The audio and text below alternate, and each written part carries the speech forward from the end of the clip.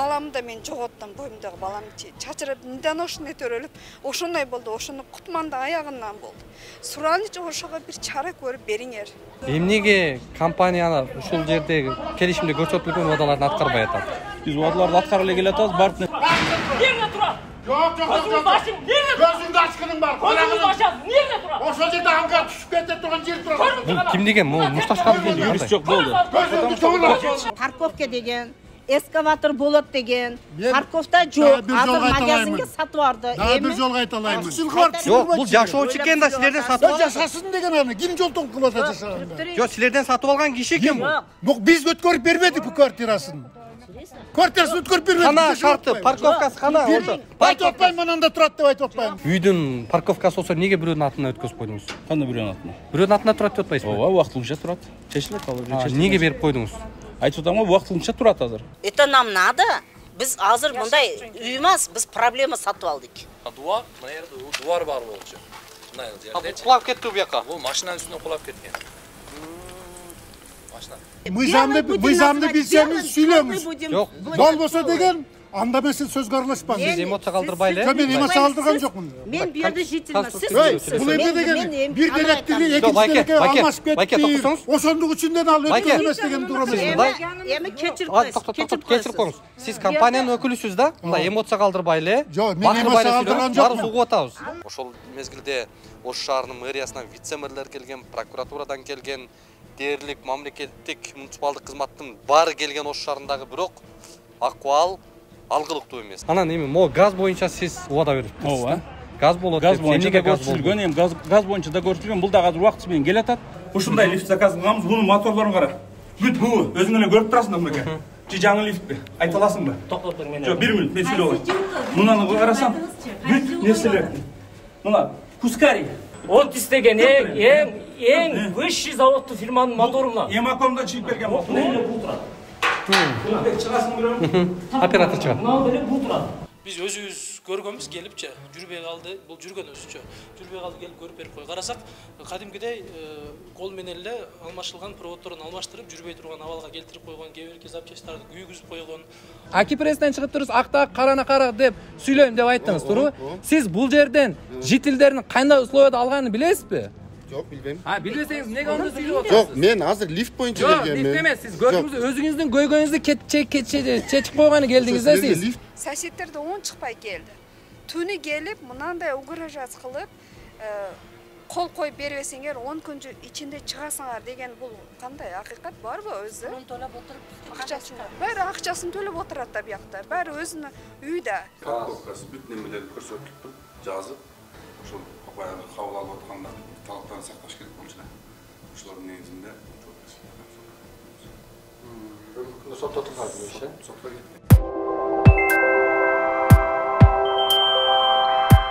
Москвадагы журтташтарга жарыя, алыстагы мекендештер, сиздер үчүн Айдын клиникасы каалгасын ачты. Дареги текстильщик метросу, Люблинская көчөсү 17, 3 корпус. Медициналык борбордо стоматология күнү-түнү иштейт. Ал эми терапия, гинекология, урология бөлүмдөрү, балдарды сүннөткө отургузуу, анализ тапшыруу, УЗИ. Саат 9-дан 21:00-гө чейин жума бою дем алышсыз кызмат көрсөтөт. Айдын заманбап жабдууларды орнотуп, тажрыйбалуу такшалган дарыгерлерди гана ишке алган. Улукбектин катталуучуларына атайын акция. Клиниканын стоматологиясында рентген жана консультация акысыз. Ишемби жана жекшемби күндөрү тиш жолуу бекер. Ишемби күнү гинекологтун, жекшемби күнү терапевттин кабыл алуулары акысыз. Айдент. Ооруга асыл мекендеш. Урматтуу мекендештер, Москвадан Кыргызстанга жүк ташыган ишенимдүү ишкерди сунуштайбыз. Ишкердин аты жөнү Зайырбек Маматкаримов. 12 жылдан бери профессионал иш алып барган командасы аманатка кыянаттык кылышпайт. Жүктү Москванын бардык жеринен алып кете алат. Алган жүктү Кыргызстандын бардык облустарына аман-эсен жеткирүүгө кепилдик берет. Кыргызстанга жумасына 2 машина жиберилет.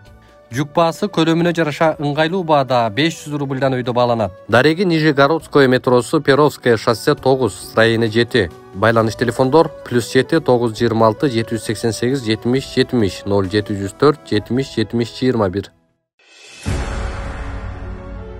Урматтуу мекендешим, өз үйүң, өлөң төшөгүң демекчи, бул заманда жеке турак жайлуу болууга эмне жетсин? Бул муктаждык боюнча ойлонуп жүргөн болсоңуз, биз сизге жакшы тандоо сунуштайбыз. Азыр мен турган жер Ылдыйкы Жал кичи районундагы Үмүт строй компаниясы куруп жаткан Мурас көп кабаттуу объектиси. Эмне себептен Үмүт строй компаниясын сиздерге сунуштап жатам? Бул биринчи кезекте документациясындагы тактык жана тазалыгында. Келечекте үйүңүздүн документине байланыштуу эч кандай кыйынчылыкка дуушар болбойсуз. Бул критерий учурдун эң негизги көңүл бурчу маселеси болушу шарт. Экинчи жагдай, курулуп жаткан үйдүн сапаттуулугунда Үмүт строй курулуш компаниясы сейсмологиялык коопсуздукка жана курулуш норма эрежелерин толук сактоого кепилдик берет. Аталган турак жай 10 кабаттуу комфорт класстагы Ылдыйкы Жал кичи районундагы Курчатова 23 дарегинде жайгашкан. Ошондой эле бала бакча, мектеп, жогорку окуу жайлары, поликлиника жана ири соода борборлору кадам сайын кезигет.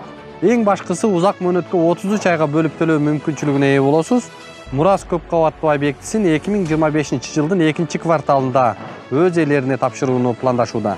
Толук маалымат алуу үчүн дарегибиз Жаманбаева 36/1, байланыш телефондор 0501 44 22 22, 0221 44 22 22.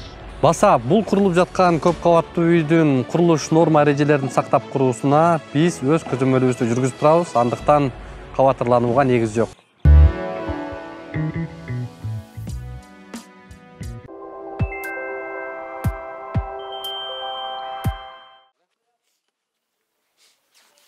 Саламатсыздар, урматтуу көрөрмандар. Биз бул жолку чыгарылышты өзгөчө чыгарылыш деп белгилесек болот. Анткени мына саат 8-ге 15 мүнөт калды.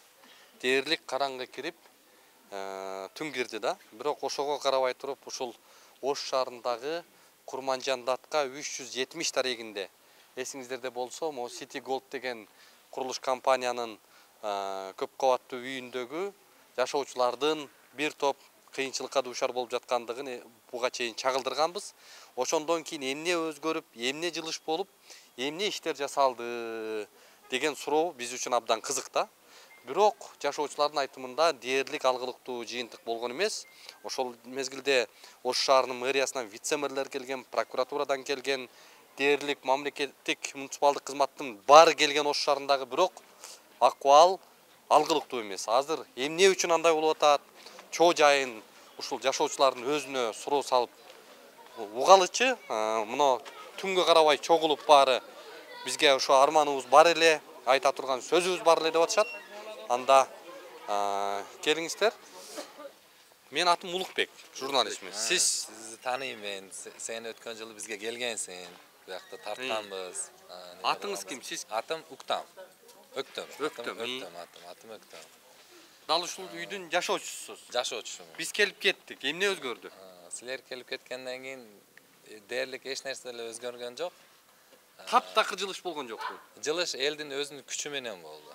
Элдин өзүнүн мындай жыйналып, топтолуп аракети менен болду. Не, Оштун мэриясына, муниципалдык кызматкерлерге, ошол эле учурда прокуратура өзү келип, ой, кыйратып атабыз деп бизге канча жолу айтты. Бул жок, биз эмне болду? Биз ошо болгондуктан анан сот болду. Декабрдан баштап, декабрь, январь, анан февралга которуп 3 жолу сот болду. Ошо газдын эмелерин тартышты. Сотко деле барганыбызда деле бир нерсе чечилген жок, тургула деди. Бол кете бергиле деди. Ошо ойдон келдик. Анан болбойт деп. Кантип элем тургуланан кете бергиле деп койду. Кудду ушундай болуп койду. Так ушундай болуп койду. Так ушундай болду. Так ушундай болду. Биз мисалы биринчи отурумда мына элдер кирип отурдук. Отургандан кийин 5 эмне боюнча сот болду өзү айтыңыз? Ошо мамлекеттик кызматкерлердин туура эмес чечимдер кабыл алынган деген неме менен сот болду. Бизге ошондой түшүндүрдү. Анан кирип эли отурду. Сот башталды деп жарыялагандан кийин, анан кийин эле 5 мүнөттөн кийин беркилердин жактоочулары келбей калдыбы, бирөөлөр келбей калдыбы? Келбей калгандыктан анан башка күнгө жылдырды. 10-чу немеге жылдырып койду. Жыйынтыгы эмне болуп бүттү? Жыйынтыгын биз билбейбиз. Акыркы отурумда чакырганда баарыбыз бардык. Анан кийин эле бирден 5 кишини чакырды дагы. Анан болду кете бергиле. Түшүндүм. Эми ал муниципалдык кызматкерлерге өзүбүздүн сурообуз бар. Сиздерге эмнелерди жасаш керек эле? Эмнелер кылынбай атат азыр бул үйдө? Биринчи маселе эми негизи мен сүйлөп аткан себеби биз сүйлөгөндөн да коркуп да калдык, тажап да калдык. Неге? Seni men tanıganym üçün anan apalarının iyi, ötkönde apalarının tünü saat 10'da gelip bu yakta ızıçı kılgandığından anan apalarыбыз ыйлап, biz ele çıgabızбы, bizge ele kerekпи, бул мындай эркек жокпу дегенден намыстанып кетип сүйлөп атам мен. Чындык жок экендигин көрүп эле турабыз да. Мисалы өткөн жылы канча мисалы мэр келди, ошо зам мэр келди, ГАСтын немелери келди, прокуратурадан келди. Ondan sırkar biz özüz el toптолуп дагы кайрылдык. Кайрсак жок, сот чечет, сотка кайрылгыла сот чечет деп койду да. А бул деген шаардын ортосундагы үй болсо, ушунча адам жашап аткан болсо, бунун коопсуздугу кайер кетет. Мисалы катары айтып кете турган болсом, мына өткөндө эле кичине жайын жанганда эле мына бул стоянкадан азыр деле көрсөңөр болот, машинанын үстүнө неме түшүп кетти. Дубал жөн эле түшүп кетти. Ошон мен балам болуп калышы мүмкүн, же жашоочулардын бирөөсүнүн баласы же өзү болуп калышы мүмкүн эле да. Мисалы. Эми бул үйдү дегенде биз акчабызга алдык да. Ар бир чарчы метрин $600 алганбыз. Бул City Gold'ун жетекчиси ким болуп атат? Gold City'nin мурдакы жетекчиси Кутман ака. Азыркы жетекчиси Улкан эжекен. Ошолордон сатып алганда эмне дедилер? Ошо сатып алганда парковка болот. Мына парковка мына үйдүн астында болуш керек эле. Анан бизге өткөндө айтат, биз парковка кылып беребиз дейт. Хорошо, парковка кылып берсеңер. Эгерде сиз застройщик, биз дольщик договор боюнча болуп аткан болсок, биз менен кеңешиш керек эле да. Мынанын астын эми жолдун этегинде жайгашып калыптыр. Бунун парковка кылгандан пайда жок. Ondan көрө коммерческий кылып салайлыбы деп бизден сураш керек эле да. Сурабай эле ошол жактан эле коммерческий кылып салды. Хорошо, майлы. Эми биз дегенге мына парковка болот деген жер коммерцияга айланып кетти. Коммерцияга айланып кетти. Эми ону өзүнөн өзү айланып кете береби дейм да. Буну текшерген, буну мындай караган, мындай уруксат берген адамдар кожоюн барбы дейсизби? Жокпу дейсиз да. Эми азыр машина койгонго проблема. Мисалы мына көчө дал эле парковкага жарабайт. Парковка машина эмес, биз өзүбүз да кире албай калдык. Эми дубарлар астынан бесинен түшүп атса, мына видеолору да бар.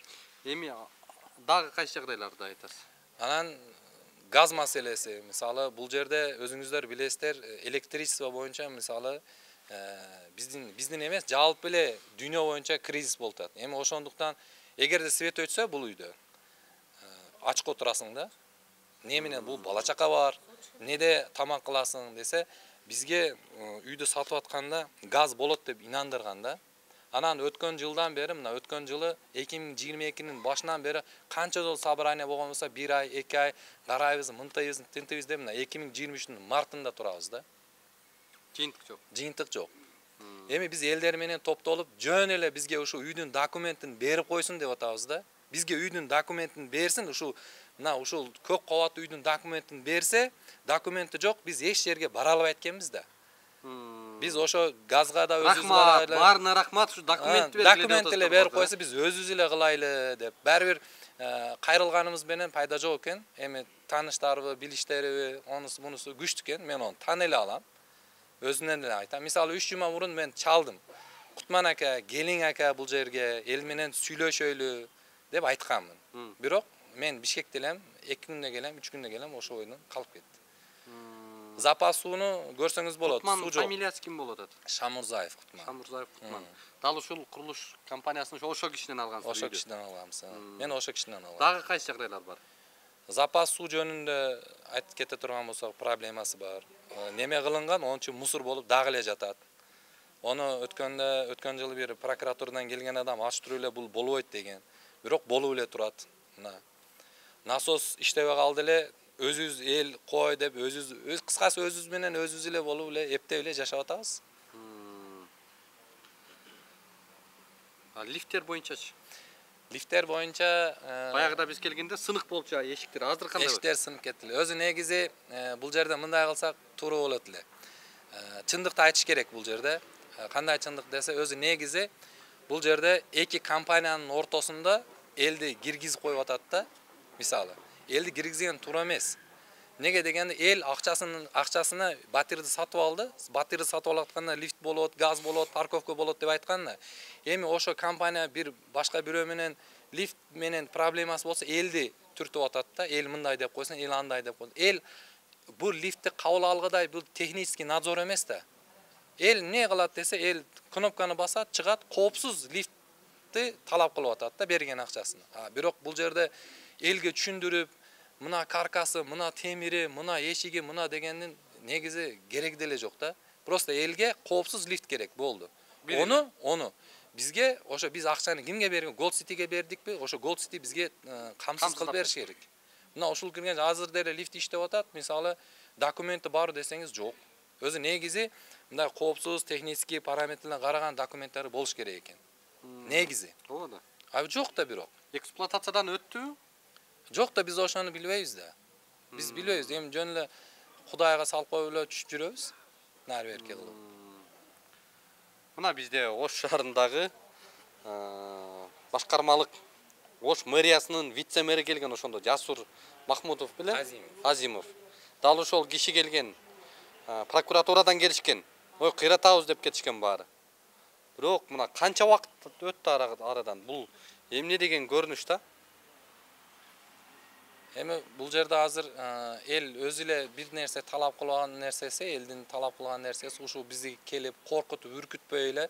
Мисалы канча жолу элдер келип интервью алат, чыгып койгула, кол коюп койгула. Мына өткөндө дагы билбейм, катталды милициялар да келди да. Түнү саат 10да келип бу жакта ызычуу башталган.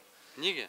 Ошо бир документине кол коюш керек экен. Кыскасы дооматым бар, дооматым жок деген бир немкелер бар экен. Анан мен мындай карап окусам, эгерде батир силерге дал келбесе, анда бошотуп койгула, биз кайрадан силерге ремонт кылып беребиз деген неме бар экен да. Эгерде 10 күн ичинде ушуга жооп бербесеңиздер, биз ушул батирди нормативный немеде кабыл алдык дегенде, биз сиздерден кабыл алабыз деген эле мындай чисто юридически мындай берип коюптур да. Эми ол деген болбойт. Мисалы мен акчама сатып алган болсом, кана менин газым, кана менин балдарым ойноо турган балдар аянчасы деле койду. Бир айдан кийин талкууланып кетти. Мына жакшы өзүбүздө бир сварщик бар экен.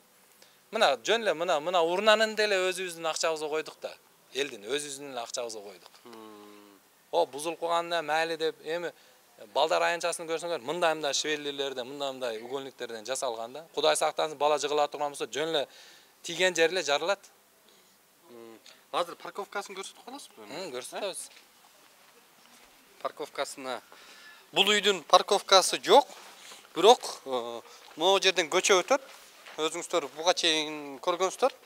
Көчө өтөт, көчөдөн кийин бул жакты сатып алып, бирөөдүн жеке менчигин сатып алып туруп, анан бул жакты бул үйдүн парковкасы кылып коюп атат да. Курулуш мыйзамдарында ушул нерсе көрсөтүлгөнбү? Эмне үчүн парковканы кылып берем дегенден кийин, бул жакка эмнеге парковка кылып атат? Өткөндө машинаны алып кирип атсак, бирөө келди дагы алып кирбей эле машина дейт. Неге? Бул биздин ушул батирдин ушул көп кабаттуу үйдүн стоянкасы жок. Бул жер менин частный собственностьум дейт. Ээси чыгып атабыз. Бул жер менин частный собственность. Сиз ким болосуз десем, мен ошо кыскасы ушунун ээси болом. Жакында көрөсүңөр, буяк меники деп кетти. Кетти эле, анан мен таана эле калдым. Анан бул жерге машина коюлган. Бунун видеосу деле бар. Камералар койдук да эл менен чогулупчу. Мына бул камераларды. Мына жыгылган да, машинанын үстүнө жыгылган. Мына дуар, мына жерде дуар бар болчу. Мына жерде. Бул кулап кетти бу жака. Бул машинанын үстүнө кулап кеткен.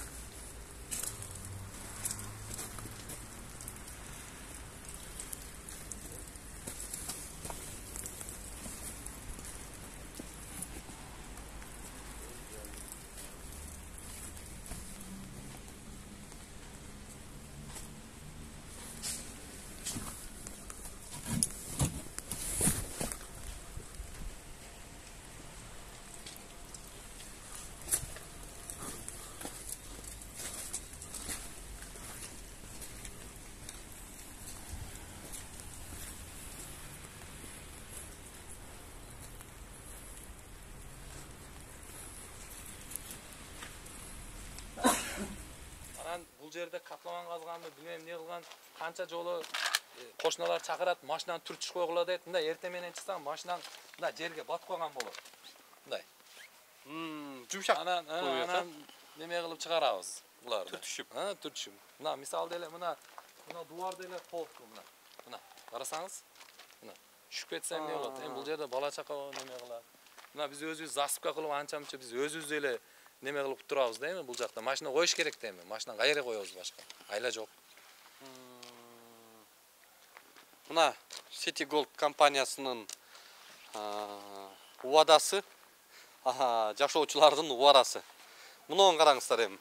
Бул жерде баягыда ошо таштанды урналары бул жерде болчу. Ушуну жылдырыптыр да буяка. Ким жылды? Өзү элибиз өзү жылдырды муну. Жашоочулар. Жашоочулар. Ошо кичине жер бер, ушуну жылдырып коелу деп өзүбүз эле жылдырдык. Мына бетонду эле өзүбүз куйдук. Мисалы, мынан деле өзүбүз жаптык. Өзүбүздүн акчабыз эле болуп атат. Элдерден топтоп эле. Мына бизде мэриянын аты эле барбы анда? Саламатсызбы, Эргашева Саида. Өткөндө лифт боюнча да сүйлөгөн менмин, ичинде камалып калып. Эсимде. Ошо. Андан кийин мына роддомдо жакында жаттым. Роддомдо да жаткырбай, төрөгөнгө дагы жөн койбой. Мен 21 күн роддомдо жаттым. Кутман үйгө келип, балдарымны угрожать кылып, мен өзүмө да роддомдон чыгышымдан 3 күн 4 күн мурда келди. Üstünden svetті өчіріп, суды өчіріп, үзіп кеттің де мен үстімнен тергөөгө УУДга жазыпсың. Если арызды кайтарып албасаң, үйдөн чыгасын бошотуп угрожать кылып келди. Үйдүн бул домду салган хозяйыны? Кутман Шамырзаев. Анан кийин өткөндө да Улукбекти чакырыпсыз, сиз чакырыпсыз, сиз ошондой деп айтыңыз. Мен үстүмдөн жаман сөздөрдү айтыңыз деди. Мен айттым, мен жаман сөздөрдү айтканым жок. Мен болгон сөздү айттым. Сууму өчүрүп кеттиң. Мен ун чыкпадым. 6 ай өчүрүп кетти сууму. Ун чыкпадым. Анан айттым, бул ушундай урмат кылса сен ошондой кылдың, мен ун чыкпадым. Мен акыры 102ге чалдым. Чалсам, өзүбүз мына 102деги эми милициябыз, ошо участковыйбыз, мен оюм пикиримче, колунан эчтеке келбеди. Сулайман тоого бар, андай мындай деп койду, кылдырбады. Акырында Эмилди сөгүп, урушуп чакырдым. Сени аягында мен светимди, сууму өчүрүп кетип атат. Келип дедим, суум светин улап берди, өзүбүз уладык. Андан кийин УУДга акырын чыдабай мен УУДга жаздым. Жазганымдан кийин роддомго чыгышымдан мурда жазганымдан кийин анан бул Кутман Шамырзаев мени да кошуп, Эмилди да кошуп сотко бериптир. 7 мартта дагы сотко чакырды, мен бара албадым, потому что мен азыр бара турган состояниеда эмесмин. Эме деп чакырган, ошо Эргашева Саида үйдү бошотсун, бошотуп анан ошо домдон вообще-то батыр берилбесин деп специальный угрожать кылганда, ошондой элечи, наглый болупчу, ошондой кылып сотко берип атат. Үйдү сатып алгансыз да? Үйдү биз сатып алганбыз. Канча сомго? 29500ге сатып алганбыз, бирок менин атымда эмес. Ал башка бирөөнүн атында, бир тууганыбыз атында. Документ жок. Договор бар, квитанция бар. Бирок документ жок.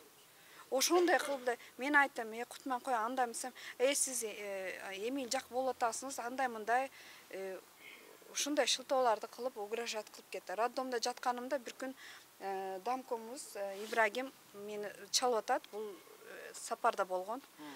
102 чакыр бериң Саидижа. Эмне болду десем, ошондой түнү келип туруп, юристтеринен келип, тополон кылып, эч кыса жителдер акча бериш керек экен, ошого биз бербейбиз деп кол коюп бергиле деп буларды угрожать кылып, если ошондой кылбасаңар 10 күндүн ичинде үйдү бошотосуңар деп айткан.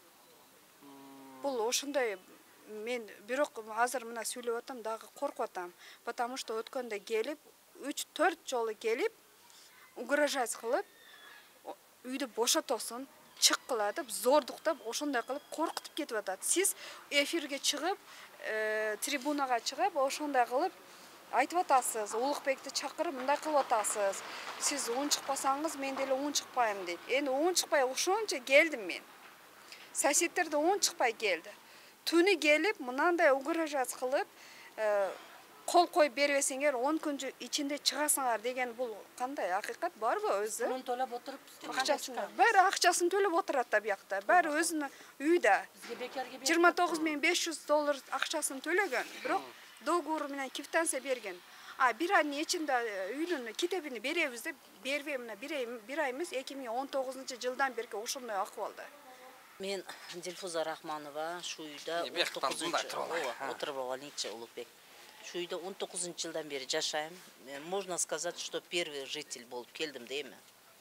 Эми билбейм, bir сөзді қайра айта бергені чарчадык да. Эми азыр şu жалыпларымыз президентке жетіп барса дейм да, үміт қыламын да Улукбек. Эмне дегенде мана мэриге біз жалып жаздык, РОВДге жалып жаздык. Жазсек saat түні 8-9'da келишат. Сабиров Юсуп, Кутман Шамурзаев, анан аялыман деп улуккан. Эми о улукканды біз таныбайбыз. Біз бұл үйді алганда акчасыны башы унге бермеген. Бізден şu Юсуп алген, Үсен алген, анан Кутман Шамурзаев алген. Эмиле hazır бүтпеген үйді почему-то Кутман Шамурзаев аялыге өткізіп барыпты. Мен hazır хозяйкаман дейді. Анан өткенде айттык, сен түні келдің, сейчас hazır başı беспокоить сейчас, біз азыр милиция чакырабыз десек, эме дейді Улкан. Турцияда болса эмне кыласыңар дейді. Şu Турцияда болген эмени. Мен билбейм, яны кандай дейм, Улукбек билбейм. Мына бұл лифт иштебейт. İştebeyt desek Emil'ge жалып жаз. Почему biz жазабыз? Biz masalan Emil'di tanıbayбыз. Tanıyбыз. Emil kim болуп атат?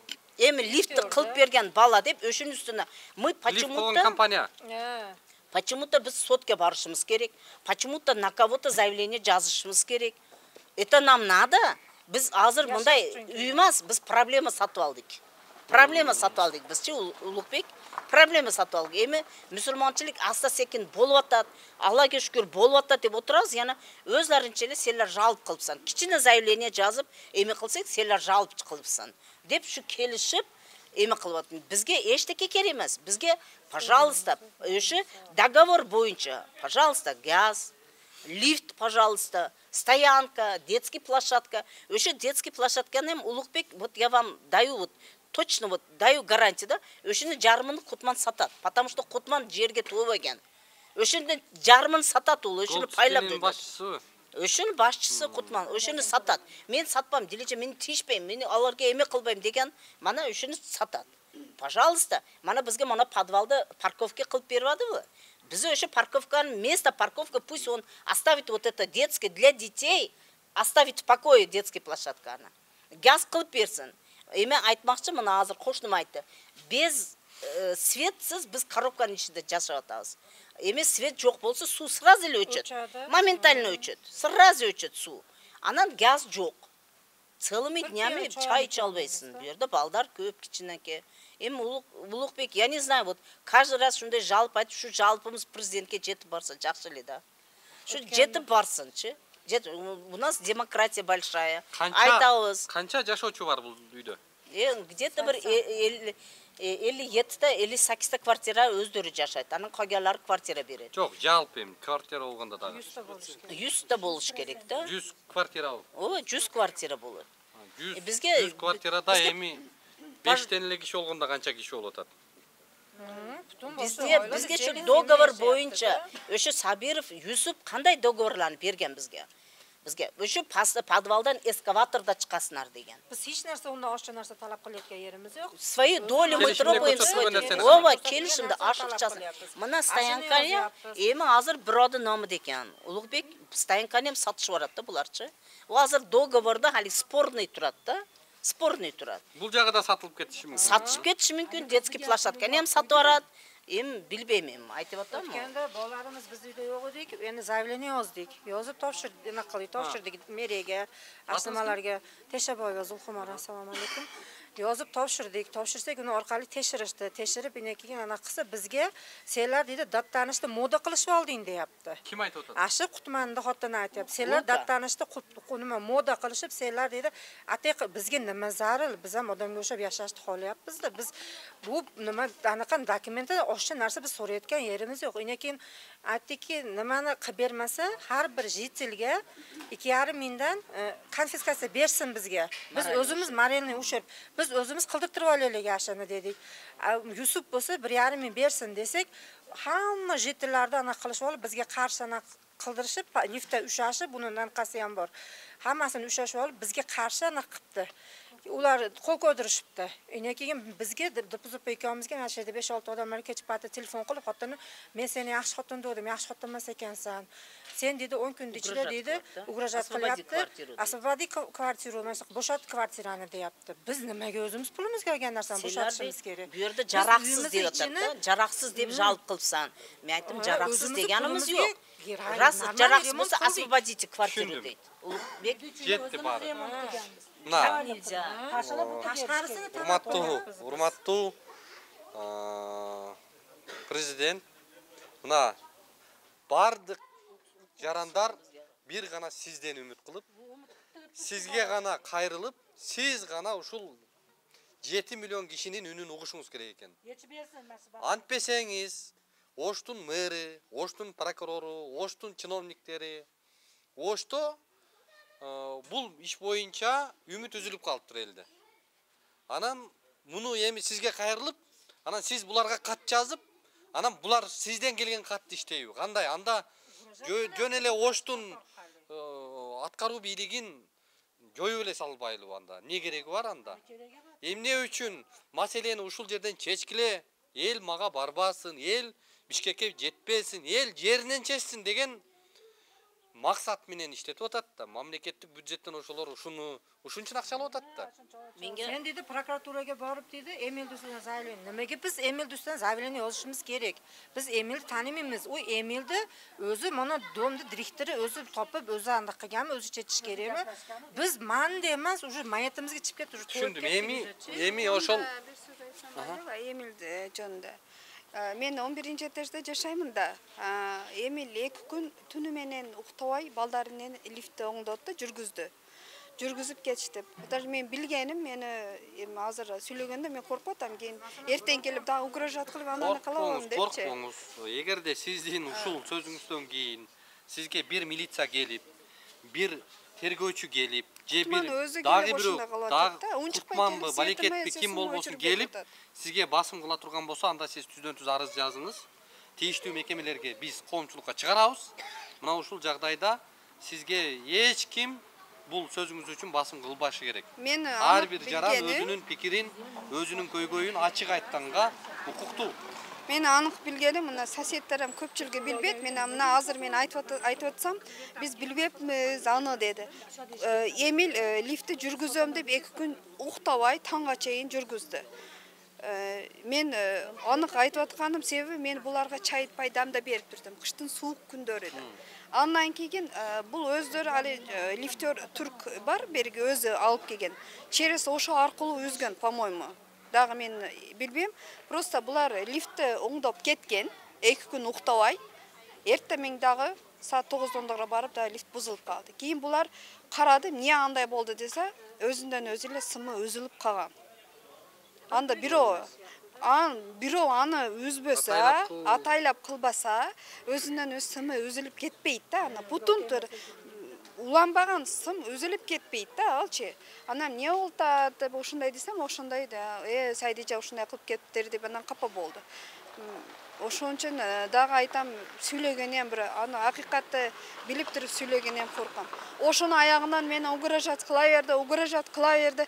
Давлением 180ге чыкты. 4 плазма алдым, кыйналып 21 күн жаттым. Башка болдум. Соседтерим даже кабар жок ошондой болгонумчу. Потому что ар бири баары иште болот, күндүзү башка болот. Мен анчалык сүйлөшпөй эле койдум, коркуп атам. Даже мен бир баламды мен жоготтум, боюмдагы баламды чачырып, недоношенный төрөлүп, ошондой болду. Ошону кутманды аягынан болду. Сураныч ошого бир чара көрүп бериңер. Сураныч, мен уже коркуп калдым, мен уже акыйкатты сүйлөгөнчү. Коркуп калдым. Неге ошондой болду? Неге угрожат кыла берет?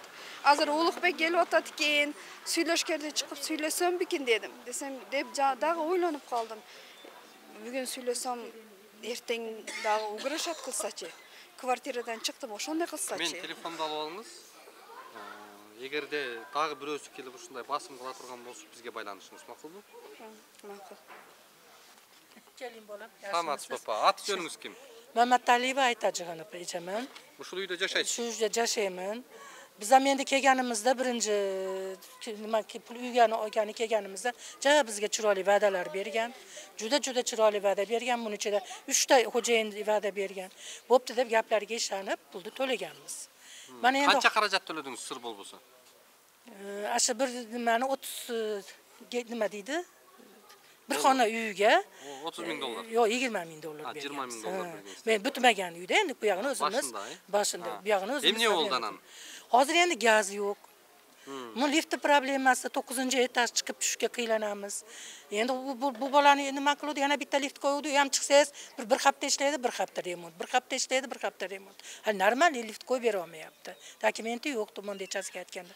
Hozirgi bola aytdi-yu. Endi mana mashina qo'yadigan yerda endi hali o'zingizga yig'lagan kelinchak o'zingiz bilasiz-ku.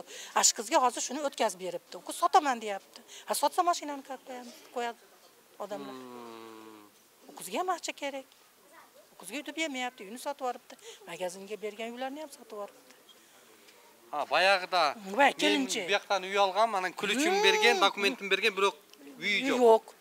Magazinga 60 ming dollar yo'q, 140 ming dollar bergan. O'shoning namına bu yerda o'tkazib berib qo'yibdi. Ha, shunday qilyapti. U qiz endi sotaman deyapti. Bilmaymiz nima bo'ladi endi. Mashinani qayerga qo'yamiz? Gaz yo'q. Mana ko'ryapsiz, Qirg'izistonda emas, hamma yerda gaz svet o'chyapti. Svet o'chganda bir piyola choyga zorimizda, svet o'chsa suv ham kelmayapti. Yo suv olib chiqa olmaysiz 9-etajga o'zingiz o'malab zo'rg'a chiqib olasiz. Yo ovqat qila olmaysiz. Shu o'tiribmiz. Hech bir o'zgarish yo'q-da. Ne aytasiz? Yangi mer keldi. Yangi mer kelganda men suratini ko'rib, kattagina kishi ekan, nima bo'lsa ham ko'p ishni ko'rgan kishi deb men o'zimcha suratini ko'rib so'yindim. Lekin yangi mer hali bizga kelmadi. Eski merda nimaga bir kunda ovordi, uni ham bilmaymiz. U eski mer kelganda bizga. Eski mer va'da bergan. Hozir endi u ketib qoldi. Hozir yangini chaqirmadik endi. Yangiga boshqa dokumentlarni berganmi, aytganmi, aytmaganmi, hech narsa bilmaymiz. Prokuraturaga chaqirtirdi, shu gaplarimizni aytdik. Ketoring dedi, ketaverdik. Hech qanaqa решение yo'q. Bunday zakon bo'yicha bir ish bo'lmayapti-da, bolam bu yerda. Menda endi bari kambag'al odam olgan uylar endi bilmaymiz. Nimaga unday qilyapti, nimaga qiynayapti odamlarni. Gazni qo'yib berish kerakmi? Gaz bo'lmasa bo'lmaydi, gaz yo'q bo'lyapti. Parkovka yo'q bo'lyapti. Ha, u kelinni gapini esangiz, u kelinga ham jalqi, u pulni berganda. Qanday parkovkani sotib oladi? Dag'ja qaysi yerlar? Bayag'ile Lift problema. Madumarov İbrahim, şu domda damkom bolom. Biz çakırular köp bolup atat lift meselesi boyunca.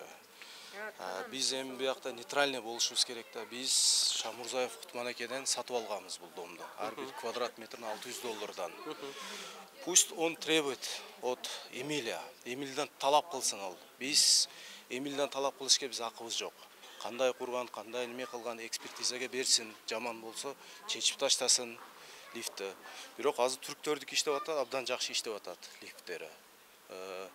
Endi biz ko'proq talab qila turgan narsamiz parkovkamiz joyiga qo'yib qo'ysa, gazifikatsiyasini qilib bersa, детский площадканы полностью bersa degan biz talabimiz bor. Bizga boshida sotib olayotganda parkovka немеде birinchi etajda -1da bo'ladi deb va'da berishgan. Al yerda hozir satib tashlashdir da nimesini. Hozir bizda gostевой bor, uni ham emas bizga satishadi ekan o'sha narsani da. Bu gostевой parkovkani. Обедda kelsangiz qo'yg'oni joy yo'q bu yerda. Tushunibdi. Bu bayag'ida aytilgan. Sizlardan o'sha yemek uchun ақша cho'g'ilib o'tadi, gaz uchun. Жоқ, biz hozircha cho'g'ilib o'tamiz. Biz o'zimiz ақша cho'g'iltib, bu yoqda biz misol uchun urnalarini, eshiklerini knopочный qilib, kameralar qo'yib, biz o'zimiz jasab o'tamiz. Hozir kungacha 550 ming so'm ақша ketdi. Потому что o'sha narsalarni kompaniya jasab berish kerak edi, negizi. Biz hozir o'sha 600 mingga yaqin ақшабыз ketdi. O'zimiz 5 mingdan jig'ib, jinab o'sha ishlarni qildik. Urnani 3-ovini qo'yib qo'ygan, hozir 5 urna qo'ydik biz. Потому что urnalar tez to'lib qoldi. 60 ming so'mga jasatdik o'shani dag'i. Хотя kompaniya qilib berish kerak edi da. Musor bu yoqda joyinda.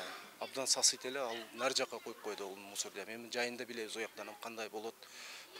Chiqqanda yaqin olib beram, ko'rib o'tasiz. Өткөндө бир машина түшүп кетти, нар жакта дебалы антарылып, бир машинаны басып калды. Бизде видеолары бар ал нерсени. Эми кимге жалып кылабыз?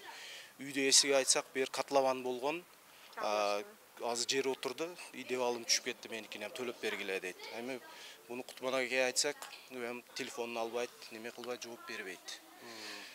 Коркутуулар болуп атат бул жерде бизде. Эмнеге андай кыласыздар, эмнеге жазасыздар? Биз бияктан өзүбүз акыбызды талап кылып атабыз. Биз $600 ар бир квадрат метрин сатып алганбыз бул үйдү, домдун. Эми бизге ошол вада берген, договор деген нерселерин кылып берсе болду. Биякта изучуу жок. Бул эмне?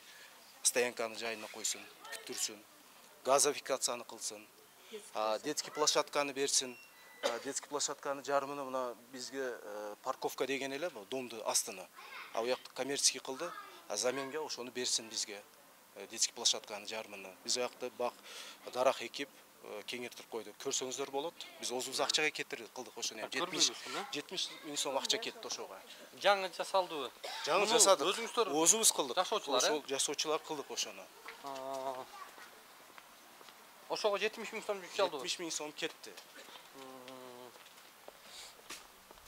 Бул жерде баягыда эч кандай балдар аянтчасы эмес, жок эмес беле? Бул жерде мынаны ондай балдар могу жерден келсе кулайт да могу. Резиновый болот дегени. Анан резиновый бул биз үстүбүздөн күлүп атат да. Резиновый эмес, мынаны карасаңыз. Резиновый да буга түшкөн бала баш жарылат, колдору кесилет, мына темир көрүп атасызбы? Бул пластиковый болуш керек эле негизи. Бул жасама болуп бүт жери Буну строительный компания Шамурзаев Кутман кылды ушул ишти. Жасады. Эми темирден болуш керек эмес да бул нерселер. Бул нерселер пластиктан болуш керек негизи. Мына аян бузулду, айланбайт. Биз мында баллондор кылып эптеп ушундай кылып койдук. Домубузда сварщик бар экен. Болуш керек. Жарабай. Түшүндүм. Сиздер кайсысын жасадыңыздар? Айткан нерсебиз азыр мына. Эмнени жасадыңыздар? Биз 60 миң сом, 70 миң сом тегерегинде акча неме кылдык. Өзүбүз бетонировать эттик ушул жерди, вот линия. Көрүп атасызбы? Могу жерди бе? Мынаяктарга азыр мына дарактар экебиз. Өткөндө жок эле келгениңизде. Биз ошол бизге берсе ушул жерди, биз дарактар экип биякты кеңейтебиз. Ушул жерге дарактар даярдап койгонбуз. Ошо өткөн жылы кылганбыз. Бул жакты берем деп атат, бербейм деп атат. Бул жерди азыр сатам деп атат. Ошол ал чечиле элек. Бул бизге документ дейсе, анан неме болот экен. Бизге разрешение береби, кандай болот уягы билбедим. Эми мындайча айтканда күчтүү экен да. Уже кандай кылабыз, эмне кылабыз билбей калдык.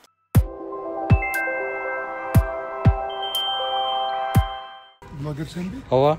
Сага жөнөтпөйм телефон. Сиздин аты жөнүңүз кандай? Калыбеков Бек болот. Калыбеков Бек болот. Сиз бул курулуш компаниянын директорунун жактоочусу? Ишкананын өкүлүмүн. Сити Голдтунбу? Ооба. Бизге көңүл буруп коесузбу, суроо берели? Пожалуйста, сурагыла.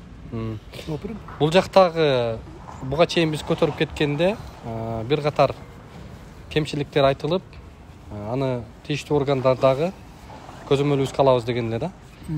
Компанияга тийишелүү бул жакта парковка, ошол эле лифт, ошол эле балдар бакчасы, ошол эле газ маселеси эң орчундуу экендигин жашоочулар айтып атат да. Эмне себептен? Биринчиден проектиде кандай каралса, курулуш ошондой курулат. Проектиде газ киргизүү, газдаштыруу каралган эмес. Аны өзүңүз көрүп атасыз, анан электрификация болуп атат полностью. Сиз билесиз да. Ооба. Тиги электрический плиталар да бар, анда колдонсо болот, альтернатива катарында. Бул жерде электрификация. Эгерде деген жашоочуларга деген газ керек болсо, алар өздөрү сүйлөшүп, кошумча проектный работалар жасатып, эгер проектти сиздер келип газдаштырса болот деген ой болсо, газдаштырып алса болот аны. Жок, сиздерде келишимде бизге айткан парковка болот деген, газ болот деген депчи. Подвалы, мунун подвалында парковка болот деп айтты деди. Эмнеге болбой калды? Өзгөрүүлөр болгон. Сиз билесиздер деген. Ар бир проектинин автору өзгөртүү киргизген акысы бар. Биздин сунуш менен заказчик. Бирок келишимде сиздер жарандарга акчага сатып атканда, ал өзгөртүүлөр жөнүндө кабар бердиңиздер беле? Кимге? Жашоочуларга. Сөзсүз түрдө. Бул жашоочулар айтып атпайбы? Эч бир бизге жооп бербейт, эч бир бизге ушу алдап келатышат. бизге кылып берем деген кылбай коюшту деп атат. Жок, алардын баары жалган. Сизге окшогон булагерлер чындыктыга жетпей туруп эле анан бир жактуу карап эле деген мынакей деген осо голдсети туура эмес кылып атат деп жеткирип атат деп. Булар жердегилер мисалга деген өткөндө мэрияга жазышкан, где-то 30 шактуу иш кол коюп. Мен өзүм барып катышып келгем. Кийин келип биз бүт баарына жолугуп чыксак, ошолордун ичинен 22си бизди алдап кол койдуруп кеткен деп атат. Ошолор да уюштурган менен азыркы айткан адвокат Кадырова. Мейли. Эми ал өзүңүздөрдүн конфликттерди Жок, конфликт эмес. Бул жерде эч кандай конфликт эмес. Бул жакта жашоочулардын гана биз тийиштүү суроолорубузга жооп алып алайлык. Ошого уруксат болсо. Парковка болот деп подвалда проектсин көрсөткөн. Өзгөрүү изилген ага. Айтпадым мен сизге. Парковка каякта? Турбай онунда. Бул бирөөнүкү экен го. Жок, бирөөнүкү эмес, сен менен өшүп. Жашоочулар айтып атат, бул жак меники. Мен дагы бир жолго айта алам сизге деген, авторитетный. Закон эми мыйзамдарга таянып, документтерге таянып, парковка ошол жер. Буларга карайт. Жашоочулар эмнеге бизге карабайт экен? Аны да билбейм, аны деген эми жылдызга окшогон адвокаттарга алып 200 жыл кылып 99 нерсени сүйлөсө деген баштары айланат да. Баштары айланат. Чындыкты жеткириш керек да. Анан по-моему өткөндө сизди дагы көрүп калдым, баягы лифтти келип алып туруп анан кийин эмеге айып коюп атасыз да, вице-мэрге. Эгерде деген шахтадан бирөө түшүп кетсе, ким жооп берет, сиз жооп бересиз. Ошол по-моему сиз болсоңуз керек, Ооба, менмин. Ал дагы туура эмес, сиз маалымат берип атасыз. Кайсынысы туура? Силерге микрофон сунсак келбей жооп бербей койбодуңарбы компанияга? Качан? Жок, эми биз келбей койсок эле деген бурмалаштын кажети жок. Эмнеси бурмаланыш керек? Сынып турбай, ошол жерде сынып турган сынып турган именно деген ошо Эмилдин айыбынан болуп атат. Эмил ошол жерге эми мейли кимдин айыбынан, бирок курулуш компанияга силерге карайт да, биз ошону сурап атабыз. Биз өзүбүздүн ошол жерге лифт куя турган милдетибизде договор түзүп $95,200 берип ошого делегировать эткенбиз деген. Эже уруксатпы сизге? Сизге уруксатпы? Кечээ сиз мага жаңылбасам сиз интервью бердиңиз да? Мен да бердим. Сиз бердиңиз? Бул жакта ээси чыгып атат, бул парковкада бизге карабайт экен деп аттыңыздар да. Парковка бизге карабайт. Бул бу жерде бир квартирасын, ээсини квартирасын сатып туруп, орнуга бу жерде берди. Аны биз билебиз. Бу жер спорный. Биз үй чыкпаса бу жер сатылат. Сиз кимсиз? Мен 2019-жылдан бери şu жерден алдым, şu жерде жашап атам. Фамилияңызды таныштыңызчы? Рахмановаман мен. Мен Рахманов, мен айыч хамас таныйм. Сиз кимсиз? Көргөнгө деген баягы тергөөчүлөргө жамандап кат жазып аткан сизби? Бул жашайт экен бул. Эмне дегенсиз? Мен ошондо жашап атам, ошондо жашап атам. Сиз муну жашоочу экен, бул киши жашайт экен бул. Ошо жашоочулар жамандап жазып атат. Акчага сатып алыптыр да. Биз то, что есть, айтып атабыз. Эмнени сатып атасыз? Эмнени кылбайбыз? Хали үй бүт электе бизди бир эми директордон бир директорге сатып барса, өзгөрүштөр болсо, мы не в курсе. Сиздин ага деген кандай кишиңиз бар деген. Ишкананын жетекчиси ким болот? Вы такой интересный, мен бу жерде житель болсам, почему я не в курсе была? Почему я не в курсе была? Сиз интересный экенсиз, сиз үйүңүздү бирөөгө сатып барса, сиз чо? Аксакал, эжем. Ишкананын директору алмашы, эжем. Давайте. Мыйзамды билсеңиз сүйлөңүз. Болбосо деген анда мен сиз сөзгө аралашпаңыз. Биз эмоция калтырбайлы. Мен эмоция калтырган жокмун. Мен бу жерде жителмин. Сиз кимсиз? Бул эмне деген? Бир директорге экинчи директорге алмашып кетти. Ошондук үчүндөн ал өткөн эмес деген туура эмес. Эми кечирип коюңуз. Кечирип коюңуз. Сиз компаниянын өкүлүсүз да? Мындай эмоция калтырбайлы. Жок, мен эмоция калтырган жокмун. Баары угуп атабыз. Иним, мен сага айтпадым. Жалган айт. Эми бул киши деген айта берет. Көчөдө жүргөн киши да. Бул киши менен көчөдө жүргөн деген адамдын кандай айырмасы бар гана? Артыкчылыгы бар, түшүнүрбөйт. Жок, бул жашоочу экен да, силерден сатып алган. Деген аны ким жолтон кылып атат жашаганда? Жок, силерден сатып алган киши экен бул. Жок, биз өткөрүп бербедик бу квартирасын. Квартирасын өткөрүп бербедик. Кана шарты, парковкасы кана ошо. Айтып атпайм, ананда турат деп айтып атпаймынбы деген. Ана парковка мен эмне? Кырбаң. Сиз кийбир бизде договор. Элге бакырбагыла тактыр силер. Подвалда парковка деген, эскаватор болот деген, парковка жок, азыр магазинге сатып барды. Эми бир жолго айта алаймын. Кайтарып бериң. Сиз натор кайтып атасыз. Неправильно повторяйте. Мен сизге жакардамаймын. Сиз кайлаган ойдогуңузду мен айтпаймын. Мен чужой эмесмин. Бакырбайлы сүйлөңүз байке. Биздин ишкана бар экен, ошончу сиз жашап атасыз бул жерде. Мен Эгер бул ишкана болбосо сиз жүрмөксүз талада. Мен бу жерде болбосо башка жерден алып келмем. Албайсызбы да, сатып бериңиз да барып алып албайсызбы деген. Вы не кричите на мен. Көрдіңіз бе? Жалған айтсаңыз деген ептештер жалған айтпайсыз бе? Жоқ, адамдардың бары жалған айтпайды. Ептеп қосылмашылық керек. Адамдардың бары жалғаншы айтпайды анда. Жоқ, бұның деген ешқандай документ жоқ. Көрсетіңіз документ. Біз сізді бақырсын деп шақырған жоқпыз. Жалған айтпаңыз аңшы. Біз сізді бақырсын деп шақырған жоқпыз, байке. Жоқ, сен шақырған жоқсың, мен өзім келіп жатамын. Жоқ, ошо мына конструктивді эле сүйлөңүздөр. Конструктив болсо документти көрсөтсүн деп атпайм, менимче. Документти көрсөтсүн. Сиз ким? Мен мана что деген Кутман дегенмен. Сизби хозяин? Улукбек атым менин байке. Аз токсоңуз болду. Лифт боюнча келди, лифт. Токсоңуз байке, биз сизге компаниянын жетекчисибиз. Мурунку директоруң. Аз токсоңуз, бир 2 мүнөт мындай тынчыраак сүйлөшүп алалычы. Бак, аз токсоңуз. Биз могу жака экөөбүз эле сүйлөшүп алалы байке, биз сизге эле сурообуз бар. Болду, сөз. Кутман деген киши сиз турбайсызбы? Менин атым Улукбек байке. Биз бул жака чейин бул жерде тартып кеткенбиз, чагылдырганбыз, кабарыңыз болсо керек. Ооба, кабарым бар. Анан бул жерде жашоочулар дагы чалып, мен кече ошто башка съемкада жүргөм, түндө келип тарттым. Сизге байланышкан күнү. Анан эми бул жерде сиздер ошо келишимде көрсөтүп атасыздар. Так. Газ болот, парковка, газ, ошол эле учурда лифт боюнча жаралган жагдайлар. Эмнеге компания ушул жерде келишимде көрсөтүлгөн убадаларды аткарбай атат? Биз убадаларды аткарып эле келатабыз, баардык нерсе ошол менен бир утат, көзүң көрүп кеткендей эле. Дески деген дескейди коюп бердик, мусор жылдырды, мусор жылдырды. Автостоянкада азыр проект каралып атат, аз күндө булда проект чыгат, берет. Анан азыр биз негиз кыла турган нерсебиз Улукбек. Биз кыла турган нерсе. Биз азыр Эмил менен договор түзгөнбүз. Жоқ. Көзіңді ашқының бар. Көзіңді ашады. Неге тұрады? Ошол жерде аңға түшүп кетіп тұрған жер тұрады. Бул ким деген? Мушташкар деген юрист жок болду. Жетишерлик болуп кетти. Жок, азыр эмеге? Жок, токсоңуз.